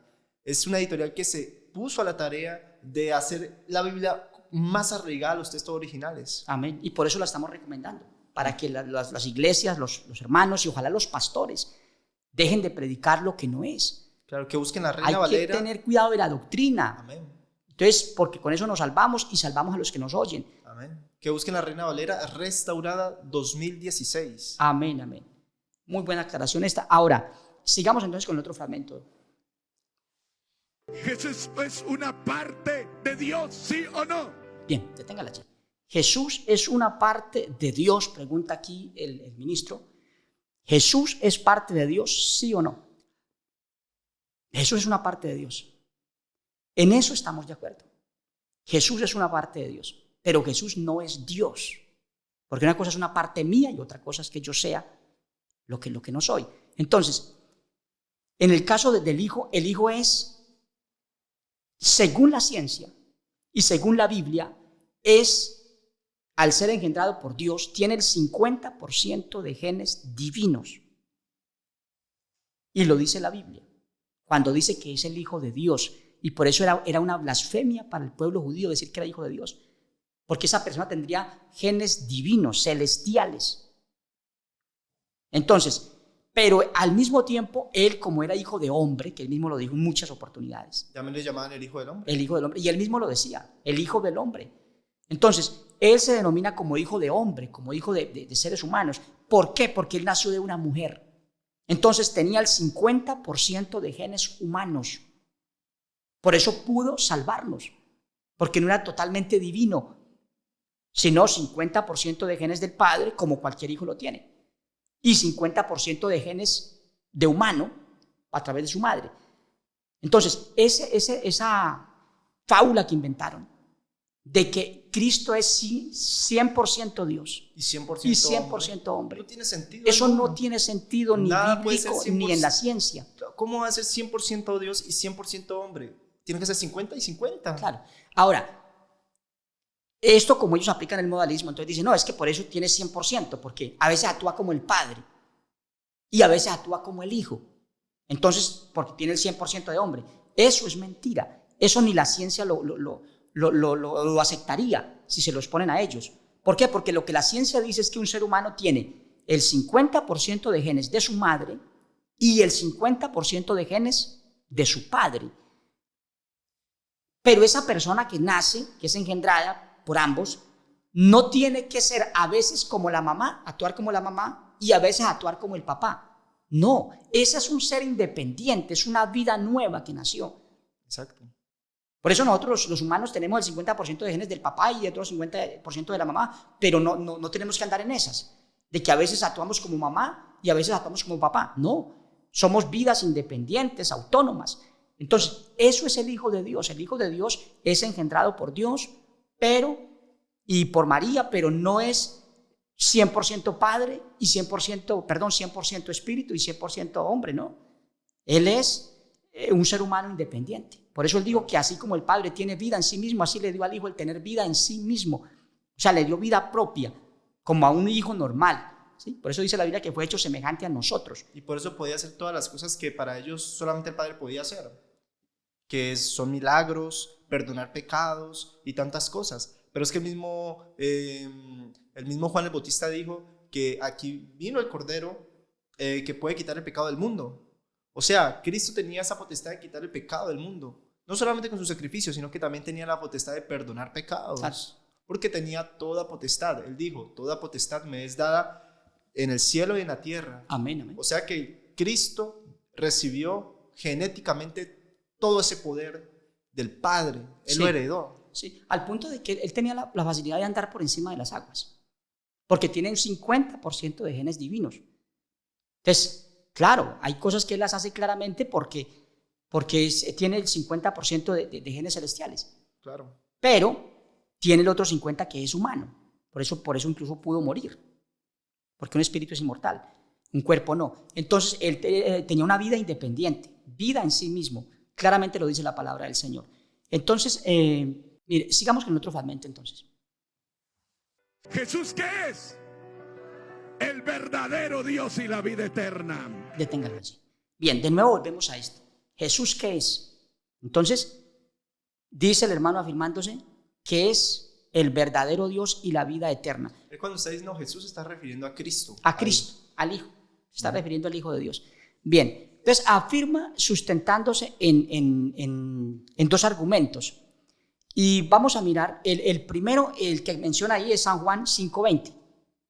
Primera de Juan 5:20, la carta de San Juan. Dice, pero sabemos que el Hijo del Poderoso, ya lo leímos nosotros, pero no lo vamos a leer. El Hijo del Poderoso ha venido y nos ha dado entendimiento para conocer al que es verdadero. Y mediante su Hijo Yeshua, el Mesías, estamos en el verdadero. Este es el verdadero poderoso y la vida eterna. Entonces, es mediante a Cristo que estamos en el verdadero Dios y la vida eterna, que es el Padre, como lo explica San Juan 17:3, el Evangelio. Entonces, ese versículo fue adulterado y por eso el hermano dice que Jesucristo es, para ellos, dice él, afirma contundentemente, para nosotros, ¿quién es? Es el verdadero Dios y la vida eterna. Pero él está fundamentándose en un texto adulterado, como lo explicamos hace un momento. Adulterado. Ahora, pero si seguimos escuchando el video, él también se fundamenta en otro texto que también es adulterado, que es San Juan 13:3. Siga un poquito el fragmento y yo le digo dónde lo detenga. Cuando él menciona este versículo, ¿para qué? Jesús es el verdadero Dios y la vida eterna. Aunque la gente no lo crea, aunque la gente se moleste, aunque la gente insulte y diga lo que quiera, para nosotros Jesús es el verdadero Dios y la vida eterna. Le voy a dar estos datos. San Juan 3:13. San Juan 3:13. Acaba de citar el hermano allí. San Juan 3:13, ¿cómo dice? A ver si le hacemos una pequeña comparación. San Juan 3:13. San Juan 3:13. Dice, nadie subió al cielo sino el que descendió del cielo, el Hijo del Hombre que está en el cielo. Amén. Pero mire cómo dice la Reina Valera restaurada. Es otro texto más que adulteraron. Mire, nadie subió al cielo sino el que descendió del cielo, el Hijo del Hombre. Y pone un punto y se acaba el texto. No dice que está en el cielo. No dice el Hijo del Hombre que está en el cielo. Entonces, el hermano se está sustentando en un versículo que dice que el verdadero Dios y la vida eterna es Cristo, cuando el texto no dice eso. Dice, es mediante al Hijo, Cristo, estamos en el verdadero Dios y la vida eterna. Pero también se sustenta en otro versículo que dice que Jesús estaba en ese momento físicamente hablando con Nicodemo, pero que al mismo tiempo estaba en el cielo. Porque dice el Hijo del Hombre que está en el cielo. Entonces, no es cierto. Ese texto es falso. Le falsificaron, o mejor, le anexaron una parte que es esa. El Hijo del Hombre que está en el cielo. Entonces, él no dijo que estaba en el cielo en ese momento. Amén. Y tener una doctrina fundamentada justamente en textos bíblicos adulterados. Sí. ¿Es para algunos salir corriendo de ahí? Es gravísimo porque están y para ellos la doctrina unicitaria lo ha dicho este mismo hombre en otras publicaciones, creo que por ahí en estos mismos videos la escuché de él, y dice que esta doctrina es para ellos el fundamento, es la base, la unicidad modalista es la base de ellos. O sea, no le importa que los apóstoles nunca le hayan dicho Padre a Jesús, no les importa que la Biblia diga que Dios no es hombre, ni hijo de hombre, ni que se sustenten en textos adulterados. No le importa que en la Reina Valera que usan sea una Reina Valera, una Biblia adulterada. No les importa mirar otras versiones a ver qué dicen. Es que lo que dice, no les importa nada, solo el modalismo. Lo que el apóstol Pablo dijo claramente él dijo que vendrían hombres que no perdonarían al rebaño, esos mismos que creen en las fábulas, que apartarían de la verdad de los dioses y volverían a las fábulas. Dice, y no perdonarán al rebaño. Entonces, ¿qué quiere decir eso? Que hay gente que no le importa que su congregación se vaya para el infierno. Ellos lo que les importa es tener a gusto a sus autoridades eclesiales que los pusieron ahí, a su doctrina fundamental, porque ellos tienen un orgullo, un ego grandísimo religioso, y no pueden bajarse de la fábula, en este caso del modalismo unicitario, porque los destituyen. Y para ellos se les acaba el mundo. Y a mí personalmente me ha hablado pastores. Pastor me decía, mire, yo soy pastor unicitario, no me dijo de qué organización, pero me dijo, soy pastor unicitario, pero yo no soy modalista. Y me dijo que él estaba de acuerdo conmigo. Entonces, pero lo hacen secretamente. El problema es que tienen que ellos seguir públicamente enseñando esta fábula y sustentándola y defendiéndola como puedan para poder mantenerse en su cargo, en su oficio. Entonces, es tremendo eso, por eso nosotros tenemos claro el procedimiento de Cristo. Cuando Cristo vino encontró creyentes en Dios, claro que sí, los fariseos y los saduceos, celosos de la ley, todo ese tema, pero como ellos no dieron el brazo a torcer, ¿qué hace el Señor? Y me imagino que por el mismo tema de que no los destituyeran igualmente. Claro. O sea, está pasando exactamente lo mismo. Pero ya había pasado con Noé. Noé hizo lo mismo, o sea, La Biblia dice que él era pregonero de justicia. Seguramente él habló muchísimo a los hijos de Dios de esa época, pero ellos no se desmontaron de todo lo que tenían en ese momento, en lo que creían, en sus bases doctrinales de la época. Y entonces, ¿qué hace Dios con Noé? Creó un arca. ¿Qué hace el Padre? ¿Qué hace Dios con Cristo? Crea una iglesia. ¿Por qué? Porque las que había ya estaba contaminada, los líderes no querían acceder a un cambio radical y bajarse de esas doctrinas.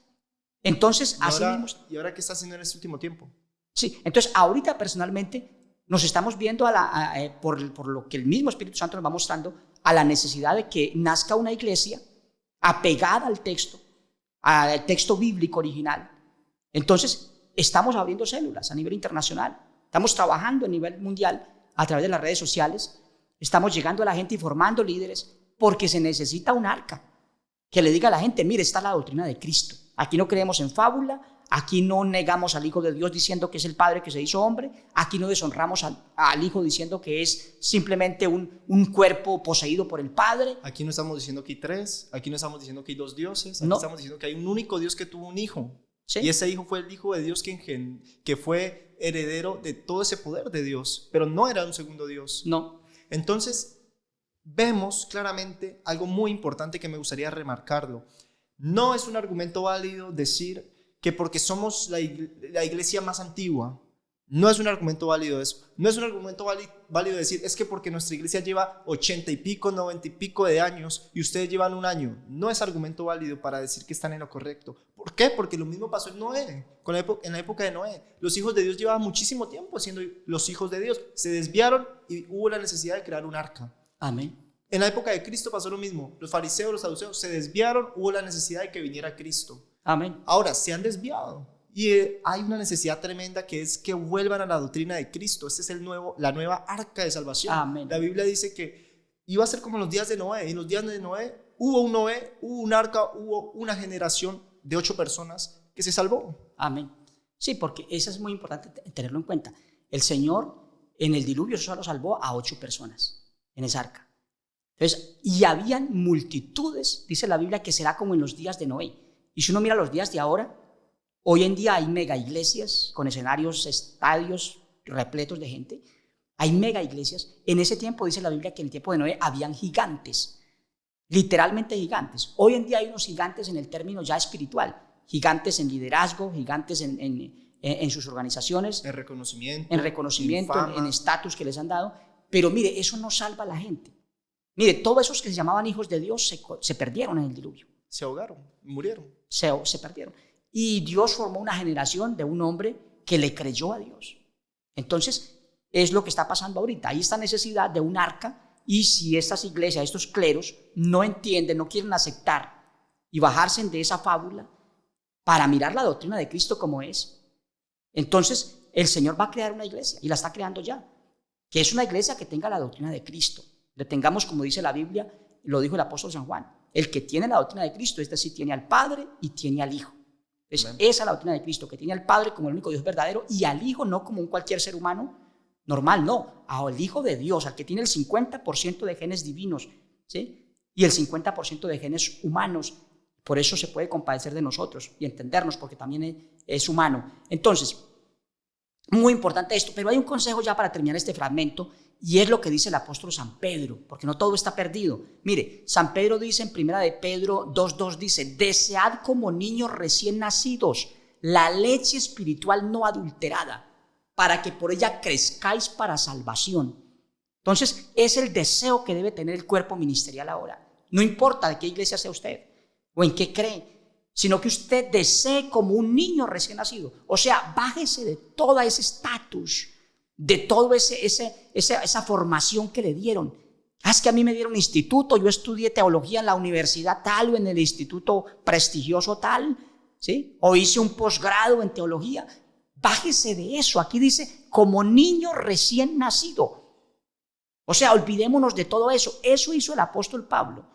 Pablo dijo: todas las cosas que eran ganancia para mí las estimo como pérdida, como basura, para ganar a Cristo. Y eran cosas no mundanales. Una formación. Era una formación teológica, porque él era rabino, él era una persona muy formada, tanto así que fue formado a los pies de Gamaliel, y que un gobernante por ahí que lo conocía seguramente desde la universidad, una vez lo escuchó en una defensa, y ese gobernante, muy importante, influyente, cuando lo escuchó hablar no soportó la sabiduría y el poder que había en él, y él creyó que era el poder de todas esas palabras, y le dijo: mire, las muchas letras te han vuelto loco.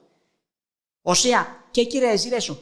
Que él creía que eran las letras, pero Pablo dice en una de las cartas, lo explica: no, todas las cosas que para mí eran ganancia las estimo como basura. O sea, eso quiere decir que él tenía una formación súper importante de la Torá.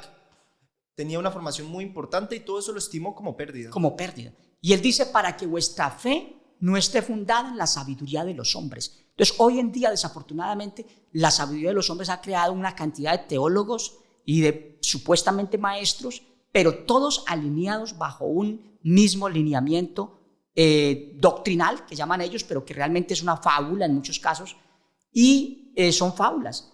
Y siguen esos lineamientos porque así los formaron. Por eso la Biblia dice: no os hagáis maestros, porque cuando uno mismo lo hacen maestro, entonces lo hace el hombre para que haga lo que él cree que hay que hacer.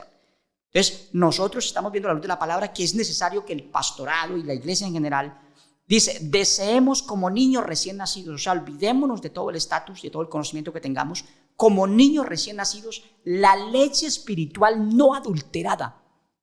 O sea, esta palabra pura. Por eso de Jesús decían: ¿de dónde tiene todas esas palabras?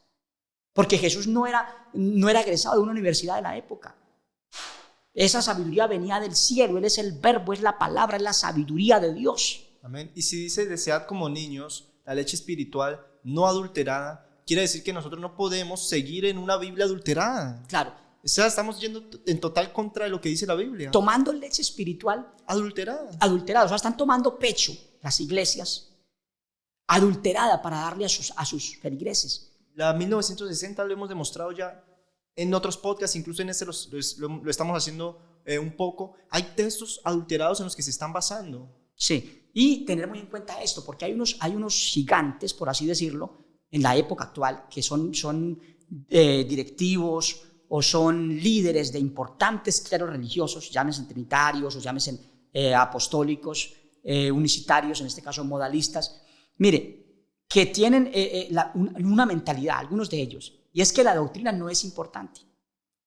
Por ahí he escuchado uno muy famoso y muy buen orador, dice en la oratoria, en lo que dice, entretiene mucho escuchándolo, pero él decía: no, la doctrina no importa. ¿Acaso importa la doctrina? Lo que importa es la comunión, la fraternidad, la vida que llevemos y todo eso. El amor. El amor. Que dicen no. muchos. Pero ¿qué dice la palabra?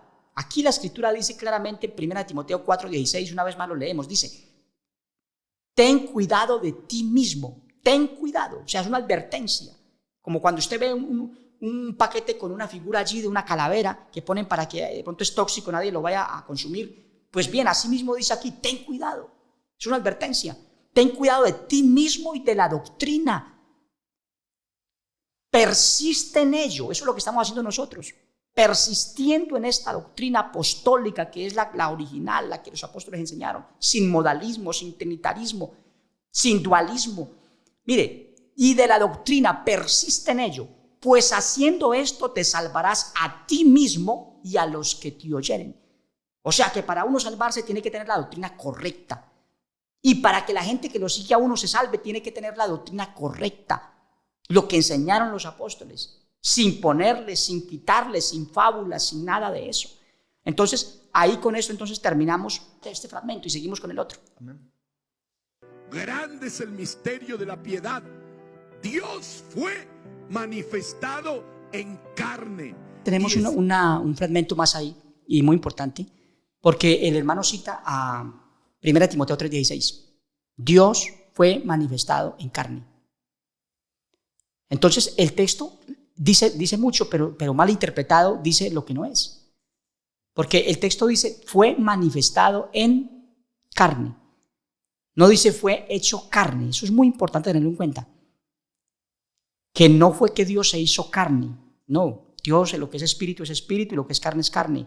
Dios es espíritu, por lo tanto Él no se ha hecho carne. En Él no hay variación. Entonces, ese texto de 1 Timoteo 3:16, que entre otras cosas no dice Dios, en lo originalmente dice Él. Él fue manifestado en carne, lo dice en la Biblia Reino de la Restaurada. Él fue manifestado en carne. No dice ni siquiera Dios, pero bueno, dejémoslo así. Dios fue manifestado en carne. Lo que quiere decir es que Dios se manifestó dentro del Hijo, en el Hijo, como su templo. Porque es que manifestarse no es hacerse. No es hacerse, no es lo mismo. Manifestarse tampoco es convertirse. No. Manifestarse es presentarse. ¿Y de qué manera se presentó? En carne. Sí. ¿En quién? ¿En qué carne? La del Hijo. Sí, es que está claro. Entonces el texto ha sido mal interpretado. Ahora sí sigamos con otro fragmento. ¿Qué quiere decir? ¿Qué quiere decir sutil? Quiere decir liviano. Quiere decir fácil. El Señor dice que en este tiempo y en esos tiempos también se levantó personas de amor al pensamiento que hablaban con liviandad y tenían expresiones sutiles. ¿Según qué cosa? Las tradiciones ¿de quién? De los hombres. Bien, acabamos de ver en este fragmento cómo este maestro de unicidad modalista está enseñando de cómo hay que advertir o estar advertidos, porque hay gente que tiene fábulas, que son gente que cree en el pensamiento humano y que aman el pensamiento humano, lo que está diciendo en el video. Y también está hablando de la tradición, que aman la fábula, tiene que ver con las tradiciones de los hombres. Entonces, el modalismo es una tradición de los hombres, se remonta a tiempos muy anteriores a nuestra era.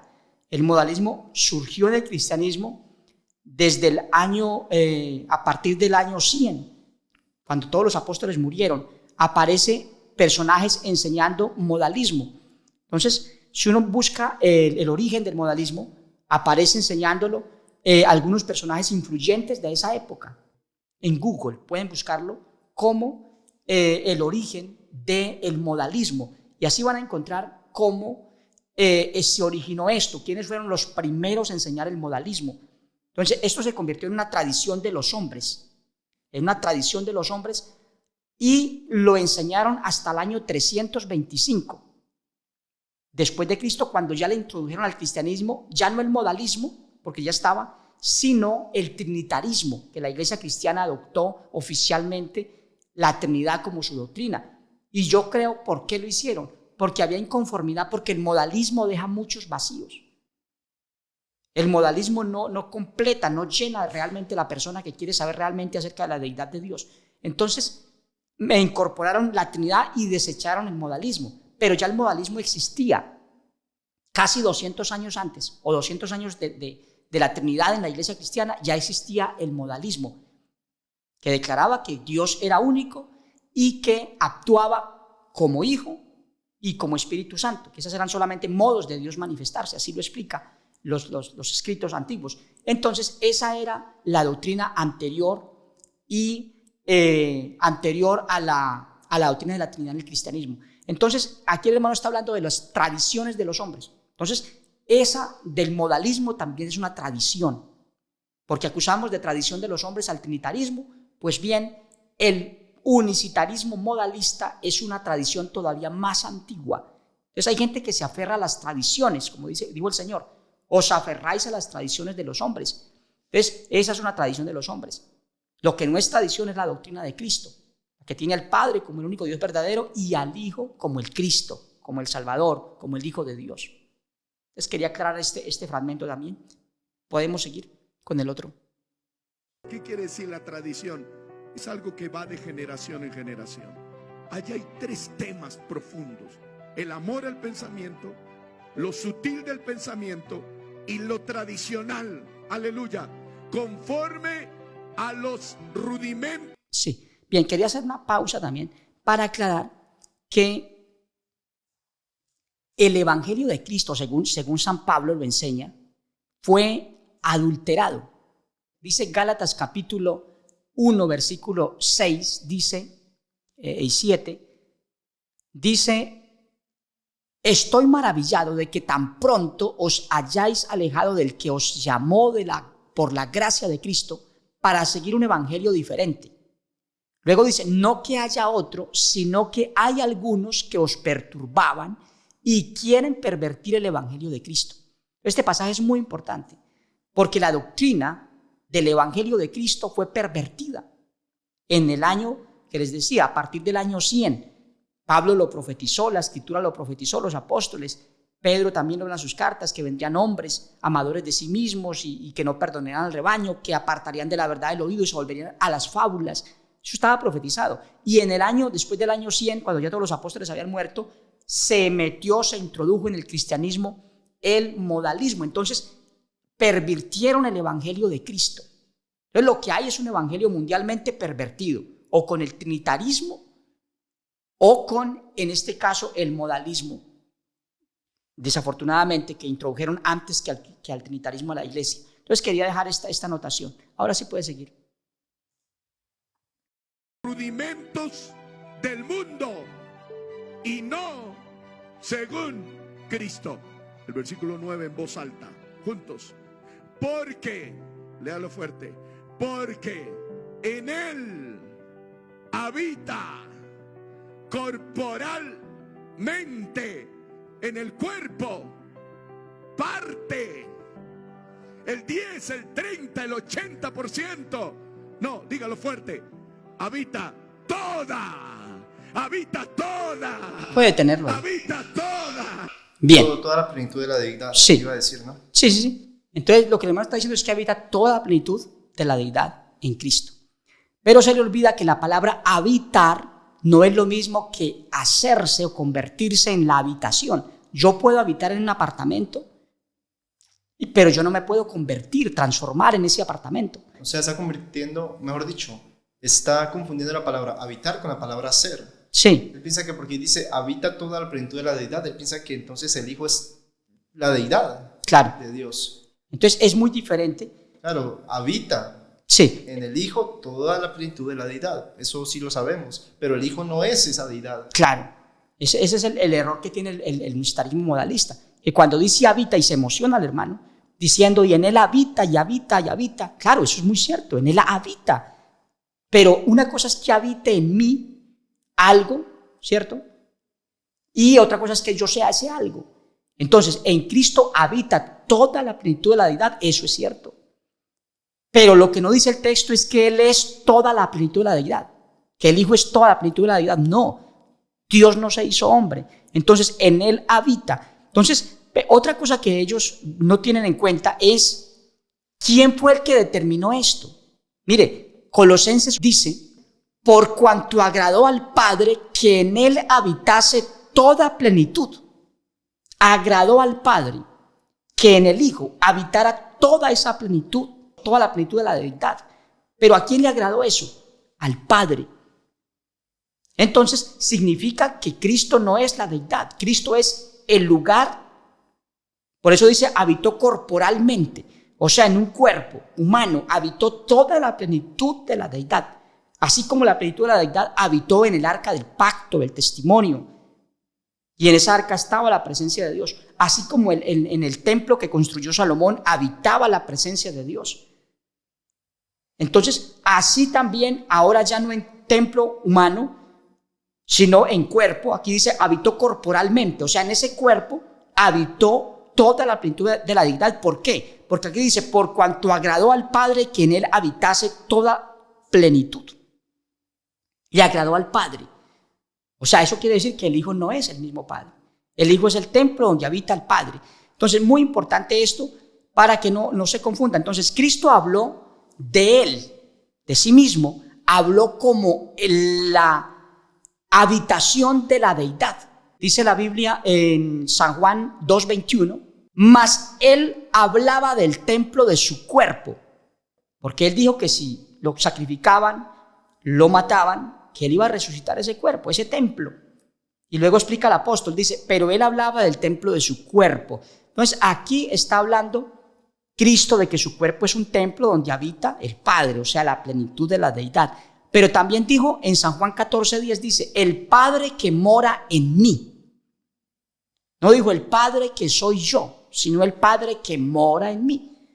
Entonces, Dios no se hizo hombre. Dios habitó en un hombre que engendró en una mujer, ¿sí? En su Hijo habitó Él y allí estuvo. Por eso Él dice, yo mismo que hablo estaré presente, porque Él estuvo ahí en su templo presente. pero no tomando el control de ese hijo, no como un cuerpo poseído, como dice el unitarismo, que él actuaba a veces como padre, a veces como hijo, no. Él estaba en su hijo, pero como su templo, dándole al hijo toda lo que él llamó vida en sí mismo, una vida normal de tomar decisiones, de hacer lo que fuera, ¿sí? Listo, entonces yo creo que ahora podemos pasar al otro video, ¿cierto? Sí, sería muy bueno poderlo también de alguna manera refutar, porque se trata de doctrina, es importante verle el otro video. Claro, y corregir lo que está mal, claramente. Entonces vamos a pasar a este otro video. San Mateo 4:7. ¿Qué le dijo Jesús? Jesús le dijo: no tentarás. ¿A quién? Al Señor tu Dios. ¿Cómo estaba hablando ahí? ¿Como hombre o como Dios? Como Dios. Le estaba diciendo al diablo: oye, yo soy tu Dios, ¿entiendes? Yo soy tu Dios. El tema es que tú te rebelaste, pero yo sigo siendo Dios soberano, glorioso y eterno. Por eso Santiago 2:19 dice: pues. ¿Tú crees que Dios? Bien, entonces estábamos viendo en este video algunas cosas interesantes, porque también se ha utilizado este argumento para decir que Cristo es Dios, el Padre, hecho carne. Entonces vamos a mirar, por ejemplo, el hermano aquí está citando Mateo 4:7, pero yo quiero que leamos desde el 6, donde aparece la escena completa. Dice: y le dijo, si eres hijo de Dios, échate abajo, porque escrito está: a sus ángeles mandará acerca de ti, y en sus manos te sostendrán, para que no tropieces con tu pie en piedra. Entonces el versículo 6 es muy diciente, muy importante, porque está contándonos qué fue lo que pasó. Satanás ponía al Señor en un lugar alto y le dice: lánzate abajo, porque hay una promesa, que es que Dios enviará a sus ángeles y te guardará para que tu pie no tropiece en piedra. Entonces, eso le estaba proponiendo el enemigo a el Hijo de Dios, a Cristo Jesús, que hiciera. Entonces, eso es lo que está pasando allí. Pero, ¿qué es la respuesta del Señor? Satanás le está citando la Biblia al Señor, y Jesús también se la cita al diablo. Es una pelea bíblica allí, porque dice: Jesús le dijo, escrito está también. O sea, es una batalla bíblica. Escrito está también: no tentarás al Señor tu Dios. Entonces, este versículo 7, aquí el hermano, con la intención de defender la doctrina unimodalista, entonces lo que hace es tomarlo como que Cristo le dijo al diablo: yo soy Dios, no me tiente. Es lo que él quiere decir aquí. Pero el texto lo que está diciendo es, o lo que está diciendo Jesús en realidad es: no puedo lanzarme abajo. ¿Por qué no lo debo hacer? Porque no puedo tentar al Señor. No puedo tentar a Dios. Es lo que realmente está diciendo aquí el texto. No puedo poner a prueba a Dios, a ver si me va a guardar de que me accidente o no. Eso es tentar a Dios. Poner a prueba a Dios es tentarlo. Entonces, ese texto ha sido mal interpretado para decir que Cristo le dijo al diablo que él era Dios. No tentarás al Señor tu Dios. Pero yo quisiera decir algo más aquí, y es que el hermano dice algo muy grave. Tú te me revelaste, pero yo sigo siendo tu Dios, le dice. Es lo que afirma aquí este maestro unicitario modalista. Un texto lo dice por la imaginación, porque sí. La Biblia no lo dice. Él está sacando una deducción de esto y diciendo: mire, aquí le está diciendo Cristo a Satanás: no me tiente porque yo soy Dios. Entonces, eso no es cierto. Lo que le está diciendo es: yo, el Hijo de Dios, no puedo poner a prueba a Dios lanzándome de aquí para que Él cumpla su promesa de guardarme o no. Sí, porque eso es tentar a Dios. Significa tentar a Dios, eso poner a prueba a Dios. Amén, amén. El diablo le está diciendo: láncese de aquí, que la Biblia dice que va a mandar a sus ángeles para que te guarden. Y ahí Jesús le saca otro texto bíblico donde dice que a Dios no hay que tentarlo. Sí. O sea, claramente está muy claro que lo que le está diciendo el diablo es eso, que a Dios no hay que tentarlo, pero no está diciendo que Él es Dios y que por eso no tiene que tentarlo. Claro. Entonces, eso de que Cristo le dijo al diablo: yo sigo siendo tu Dios, tú te me revelaste, como dice aquí en el video. Sí, porque Él está diciendo que es que Dios es el Dios del diablo también. Sí, eso es lo que quiero decir. Entonces, le está diciendo: mire, según el video, no me tiente porque yo soy tu Dios. Pero resulta que nosotros encontramos en la Biblia que no es cierto. Dios, el Padre, no es Dios del diablo. Dejó de serlo. Mire lo que pasó. Efesios capítulo 2, versículo 12 dice: en aquel tiempo estabais sin Cristo, alejados de la ciudadanía de Israel y ajenos a los pactos de la promesa, sin esperanza y sin Dios en el mundo. Entonces nosotros los cristianos, cuando no estábamos en Cristo, estábamos sin esperanza y sin Dios en el mundo. Esa era nuestra condición. Pero aquí en el video dice este maestro modalista. Maestro entre comillas, porque eso no es ser maestro. O sea, es maestro de la unicidad modalista. O sea, para ellos lo es. Entonces, toma un argumento de un pasaje bíblico donde no está diciendo lo que él dice que dice. Porque en realidad Satanás no tiene a Dios como Dios. Porque nosotros los cristianos, antes de ser lo que somos ahora, estábamos sin esperanza y sin Dios, siendo nosotros humanos. Ahora, ¿cuánto más el diablo, que se le reveló a Dios siendo un ángel, y que ángel, que la Biblia dice que el Señor no vino a socorrer a los ángeles? Entonces, Dios no es el Dios de Satanás. No, todo lo contrario. La misma escritura muestra que Satanás es el Dios del mal. Eso lo dice la palabra del Señor. Dice en 2 de Corintios capítulo 4, versículo 4, dice que Satanás es el Dios de este siglo. Dice, y el Dios de este siglo, o sea, Satanás, es el Dios de este siglo, dijo el Señor. Entonces significa que ese Dios de este siglo, Satanás, no tiene un Dios supremo como lo tenemos nosotros, porque es que lo que tiene que entender el ser humano es que tener a Cristo es un privilegio, pero tener a Dios, imaginémonos cuán gran privilegio puede ser. O sea, es un privilegio enorme tener a Dios como Dios, es lo que quiero decir. Es un privilegio. No hay que confundir el privilegio de tener a Dios como Dios con la soberanía de Dios. Entonces, Dios es soberano sobre todos. Claro, él reina sobre todo. Todo está sujeto a Él. ¿Sí? Pero tener a Dios como Dios no lo tiene cualquiera, y mucho menos el diablo. Ni siquiera nosotros, cuando éramos pecadores, estábamos sin esperanza y sin Dios en el mundo. Entonces, está claro que hay un error de interpretación en la escritura cuando ellos tratan de exponer la doctrina modalista. Entonces, aquí lo que está diciendo el texto no es, Cristo no está diciéndole al diablo, yo soy tu Dios. No, es que él no puede tentar a Dios lanzándose al vacío, y el diablo obviamente no tiene, y ya quisiera él tener a este Dios que tenemos como su Dios. No puede tenerlo, porque antes él es el Dios de este siglo. Eso lo dice la palabra del Señor. Ahora, otra anotación más.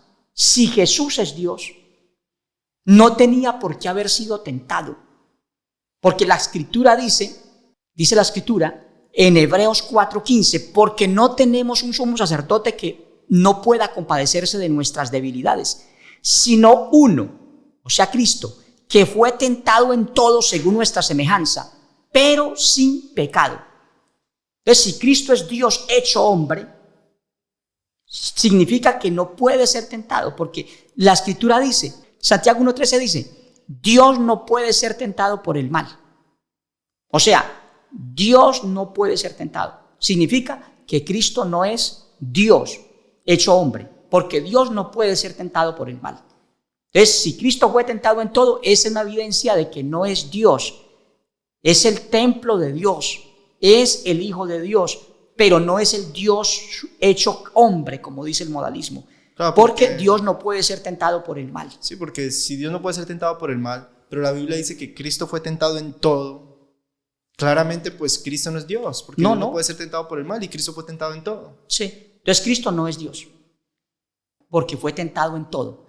Entonces está clarísimo. ¿Que tiene la genética de Dios? Sí, porque es el Hijo de Dios, pero que Él sea el Dios soberano, no. No. Él es el Hijo de Dios, tiene el 50% de genes divinos, ya lo dijimos antes, pero no es Dios. De hecho, Él podría haberse proclamado Dios Hijo, porque dice la Biblia que en él habita corporalmente toda la plenitud de la deidad, porque es heredero de todo, porque heredó el nombre, ¿sí? Porque es el Hijo de Dios. Es el Hijo de Dios, y un hijo tiene derecho a ser lo que su padre es. O sea, nosotros somos hijos de un ser humano, somos humanos también. Entonces, si Dios engendra directamente un hijo, como hizo con Cristo, ese hijo es un Dios. Pero dice la Biblia que él se despojó a sí mismo. No dice tomando forma de siervo, porque no estimó el ser igual a Dios. Como cosa que aferrarse. Sí, él no se aferró a esos genes divinos, a esa genética celestial, para decir yo soy un Dios. O sea, no se aferró al hecho de que tenía la genética de Dios. Para proclamarse como el un Dios. Dios Hijo. Eso quiere decir que eso es la verdadera humildad. Sí. Pudiéndolo hacer, no lo hizo. No lo hizo.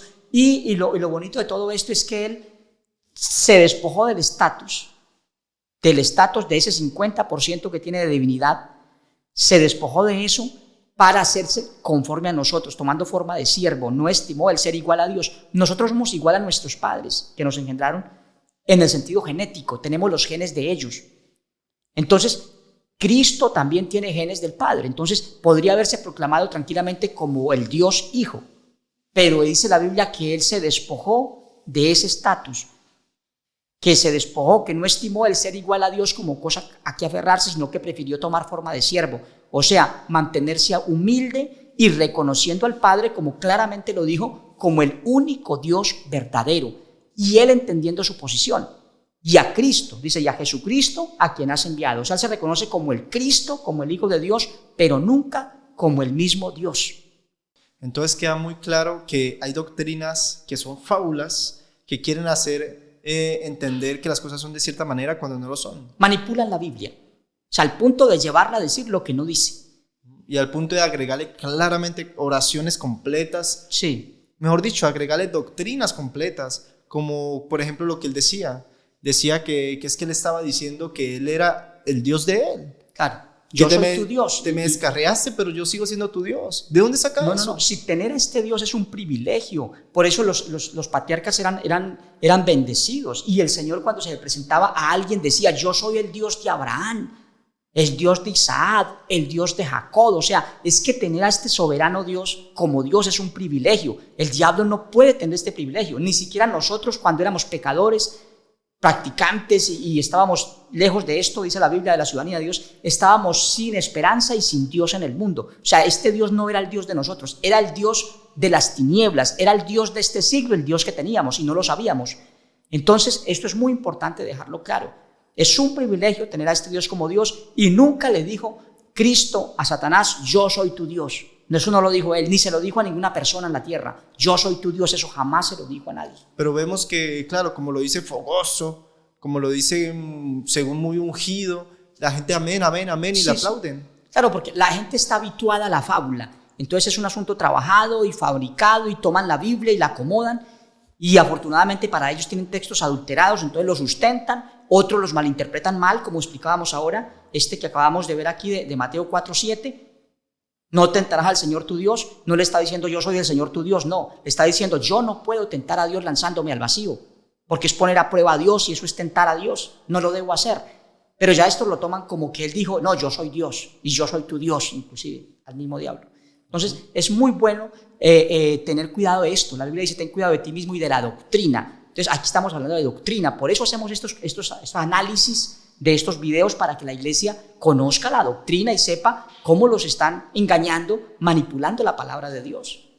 Amén. Y si usted tuviera en estos momentos que enviarle un mensaje a estos pastores que están claramente mal y enseñando mal y llevando a la perdición a tantas almas, ¿qué mensaje usted les daría a los pastores? Sí, yo les daría el consejo y el mensaje que dio el apóstol San Pedro y el que dio el apóstol Pablo. El del apóstol Pedro es: desead como niños recién nacidos la leche espiritual no adulterada. Entonces ese es el consejo que les puedo dar.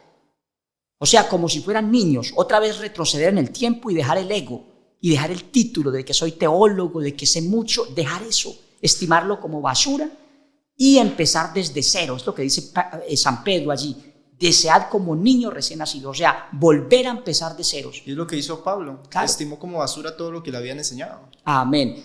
Y por otro lado, el consejo que dio Pablo, cuando él se pone como ejemplo Él dice, sed imitadores de mí, así como yo de Cristo. ¿Y Pablo cómo era? Él dice, Pablo, siervo de Cristo, no de hombre ni por hombres.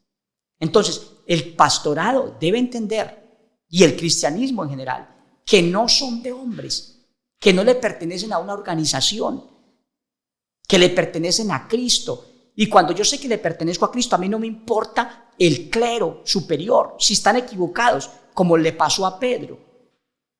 Le tocó escuchar la tremenda exhortación de Pablo, le resistió Pablo a Pedro cara a cara, porque lo que estaba haciendo era grave.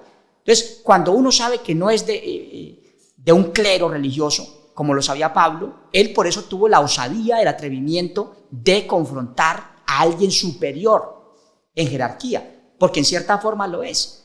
¿Por qué? Porque fue el primer apóstol a quien el Señor le dijo, apacienta mis ovejas. O sea, lo que llama la iglesia romana el sucesor de Cristo. Hizo milagros a granel, o sea, en cantidad. Hizo maravillas, curaba con la sombra. En un solo sermón se ganó a 3,000 personas. O sea, imaginémonos. Y Pablo, que dice que es el último de los apóstoles, que vino como un abortivo, dice que él es el más pequeño de todos los apóstoles.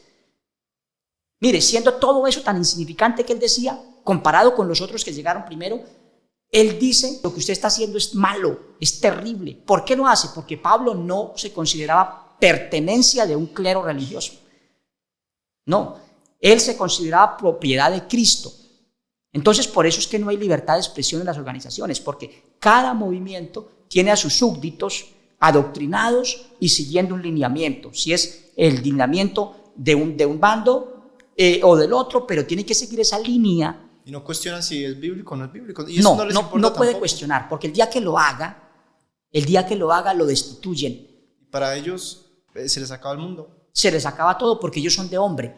Están y por hombres, entregados. O sea, son formados por el hombre para servir al hombre en el movimiento religioso en que están. Entonces, es muy importante que entendamos esto. Hay que tener independencia. Pablo decía, siervo de Jesucristo, no de hombre ni por hombre. Entonces, es muy importante. ¿Por quién somos? Somos por Cristo y somos para Cristo. Entonces, es muy importante. Obvio que la Biblia dice que tenemos que llegar a consenso, que sintamos una misma cosa, que hay que buscar la armonía, pero la armonía no puede estar por encima de los principios bíblicos. Claro, porque es que hay una cosa que también sucede, pastor, y es que confunden la sujeción con el entregarse a un hombre o a una congregación. Piensan que es lo mismo, pero no. No es lo mismo. No es lo mismo, porque sujetarse, como dice la Biblia, el significado que la Biblia le da es muy distinto al entregarse. Porque entregarse es seguirlo ciegamente. Sí. No le importa si dice la verdad o si no, con tal es que me tenga ahí, que yo lo tenga contento. Pero ahora, sujetarse según la Biblia, dice, sujetaos a vuestros pastores, porque ellos velan por vuestras almas. O sea, nos tenemos que sujetar, sí, a los pastores, pero no entregarse al en pastor todo lo o a que la me diga, iglesia. sea o no sea bíblico. Me sujeto al pastor en cuanto a lo que concierne el cuidado de mi alma. Es decir, el pastor me dice, vamos a orar, pues vamos a orar. El pastor me dice, vamos a ayunar mañana, vamos a ayunar. Él dice, hay que venir al culto, vengo al culto. En todo lo que concierne el pastoreo, hacia mí, hacia mi alma, a eso me sujeto, porque es bíblico. Pero ahora que el pastor me diga, usted no cuestione, haga lo que le digo, diga lo que le enseñé, no mire nada más, estamos mal fundamentados, no importa, sígame. Eso ya es entregarse. No hay que confundir una cosa con la otra. Y la profecía, desafortunadamente, que el Señor dio para los últimos tiempos es, se entregarían unos a otros. Entonces hay multitud de gente, empezando por pastores, entregados a su movimiento religioso. O sea, no les importa sino lo que diga el clero de ellos, el reglamento interno de ellos, los estatutos de ellos, de su organización. Y cuando ellos les digan que ya no pueden ser pastores, ellos calladitos se van para la banca y se sientan ahí a esperar la venida del Señor, olvidándose de que la Escritura dice que irrevocables son los dones y el llamamiento de Dios. ¿Por qué? Porque están entregados a un movimiento religioso, no a Cristo. Hay que entregarnos es a Cristo con todo, no a la organización, no al pastor, porque solo hay que sujetarnos, sí, pero en lo que se acorde a la palabra. Cuando ya esto esté como le pasó a Pedro, como le pasó a San Pablo, que vea a Pedro equivocado, él dice, no, así no es, qué pena, usted es Pedro y todo lo que quiera, pero yo le tengo que decir que está mal, que así no es. Entonces, es lo que estamos haciendo nosotros desde aquí, solo que nos toca desde un bando de algún modo independiente. Yo recibí oferta para ser pastor en algunas partes, estuve por la Argentina, ya tuve la opción de quedarme pastoreando. Aquí mismo en Europa alguien me dijo, no, trabaje con nosotros. Pero yo le dije, no puedo, porque una vez que yo haga parte del clero al que usted pertenece, yo tengo que cerrar mi boca y sujetarme a todo lo que digan. Y no puedo decir nada, no tengo libertad de expresión. Y Pablo decía, ay de mí si no anuncio este evangelio. Nosotros tenemos un mensaje que es el mensaje de la restauración, ¿sí? Entonces hay que restaurar los principios apostólicos, hay que restaurar la doctrina de Cristo sin modalismo, sin trinitarismo, sin dualismo, pura y tal y como está enseñada por los apóstoles. Amén. Sí, porque la verdad es que la doctrina es lo que nos va a hacer salvos al fin de cuentas. Sí. Lo que nosotros creamos, porque la Biblia dice que tenemos que creer en la sana doctrina. La Biblia dice que hay que creer en Cristo como dice la Escritura. O sea, que dependiendo de nuestra forma de creer, ahí está decidido si nos salvamos o no. Amén. Entonces tenemos que saber en qué estamos creyendo y preocuparnos por lo que creemos. Sí. No solamente por lo que nos han dicho y ya está. Sí, no entregarnos, porque la gente está entregada a la iglesia, porque es grande, porque es bonita, porque son amables, porque el pastor predica chévere, porque los hacen reír en el culto, porque hay buena alabanza. Entregados, o sea, no les importa sino eso, pasarla bien y estar bien. O los pastores, porque ahí tienen su sustento, su comida, lo necesario, están entregados porque esa es su fuente de ingreso, estar pastoreando en una organización. Entonces no tienen el valor que tuvo el apóstol Pablo para confrontar lo que está mal sin importar de dónde sea. Entonces no estamos invitando a que todo el mundo sea un rebelde, no. Pero si la rebeldía es por la causa de Cristo, porque están mal con la doctrina de Cristo, que es lo que está pasando ahora, esto es una causa justa. Es una causa justa, entonces lo estamos haciendo desde el punto de vista bíblico y espiritual. Por eso estamos resistiendo cara a cara, como lo hizo el apóstol. Y resistiendo cara a cara a cualquier prelado, a cualquier reverendo de cualquier iglesia, con respeto a la persona, pero contrarrestando los puntos de vista doctrinales que tenga erróneos. Eso es lo que estamos contrarrestando, no a la persona, no al individuo. Respetamos y amamos a todos. Amén. Sí, porque tampoco estamos atacando a la persona, como usted lo dice. Eso no se trata de atacar a una persona, sino atacar a las doctrinas de esa persona, sí, porque lo que está haciendo no está bien. O sea, por eso se enviaban cartas también. Vemos en la Biblia que se mandaban cartas donde también pues se decían consejos, se aconsejaban a las iglesias. Entonces, porque las iglesias no siempre tienen que estar en lo correcto solo por ser antiguas. Pueden estar equivocadas o pueden torcerse. Sí. Entonces nosotros tenemos que tener eso en claro, dejarnos corregir. Eso hace parte de la humildad. Sí. La humildad es eso, saber escuchar, saber cambiar si estoy mal yo. Y entonces eso es algo de lo que más carece la iglesia. Actualmente vemos que hay muy poca humildad y eso es algo de lo más importante para uno poder agradar a Dios. Amén, amén. Vemos a pastores que están como muy inflados y yo creo que por eso también es que les cuesta mucho aceptar que están equivocados. Amén. Entonces, pastor, creo que lo que estamos hablando es algo que es bastante delicado y bastante importante. No queremos esto hacerlo personal contra ninguna persona, lo hacemos por amor a la sana doctrina y lo hacemos no en contra de la persona, del individuo que lo dice, sino en contra de sus ideas, de sus doctrinas, porque están mal. Sí, es que es muy importante que se entienda esto. Nosotros no venimos a hacerle un daño, como Cristo tampoco vino aquí a la tierra a hacerle un daño a nadie. Pero los escribas y los fariseos pensaban que Cristo venía a hacerles un daño. Entonces, como ellos no podían bajarse del orgullo que tenían religioso para aceptar a Cristo como el Mesías, entonces se mantuvieron en su posición.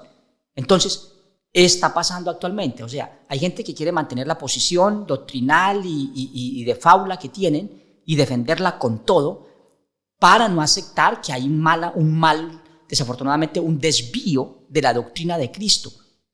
Y está, decíamos antes, desde el año 180 después de Cristo ya hay evidencia de que empezó a enseñarse el modalismo en el cristianismo. Pero esto no es apostólico, esto es post-apostólico. Entonces, el modalismo. Entonces nosotros estamos en esto y lo hacemos con la intención de que la gente sea salva. Porque la Biblia dice que si tenemos cuidado de la doctrina, nos salvamos a nosotros y a los que nos oyen. Entonces queremos es que la gente sea salva, en este caso, del modalismo que los lleva a negar al Señor y por ende a ser negados por Él. Porque así está escrito, el que me niega delante de los hombres, yo lo voy a negar delante del Padre. Entonces por eso estamos en esto. Porque es voluntad del Señor, está en la palabra y por ende lo estamos haciendo de buena fe, con la mejor intención. No es contra ninguna organización ni ningún pastor, es contra la doctrina de la fábula, cualquiera que sea, en este caso la del modalismo. Entonces, yo creo que hasta aquí podemos dejar este podcast el día de hoy, este segmento de resistiendo cara a cara, porque lo estamos haciendo, pero porque es bíblico. Amén. Tiene un sustento bíblico y con respeto y con amor a Dios, a su obra, con amor al Señor Jesús, nuestro Cristo. Estamos haciendo de la mejor forma posible. Amén. Bueno, entonces Dios los bendiga, mis hermanos. Esperamos que sea de gran bendición este contenido. Sabemos que así es, porque sabemos que este contenido está teniendo frutos. Sabemos que muchas personas están entendiendo esta verdad. Nos han escrito mucho, nos han dicho gracias por ustedes, gracias a Dios porque he comprendido. Entonces sabemos que esta palabra toca corazones y no es en vano que la lanzamos. Amén, amén. Entonces quiero agradecerle, hermano Kevin, por haberme invitado, a todas las personas que van a estar viendo este podcast. Dios los bendiga y los amamos. De verdad que los amamos a todos por igual. O sea, nuestros hermanos de cualquier parte y amigos, a todos los amamos. Y lo que hacemos es por amor a nuestro Señor, por amor a su doctrina, la doctrina de Cristo, y por amor a las almas que han de creer, porque también estamos ganando gente, inclusive de otros países, con esta doctrina. Amén. Bendiciones para todos. Amén. Dios los bendiga.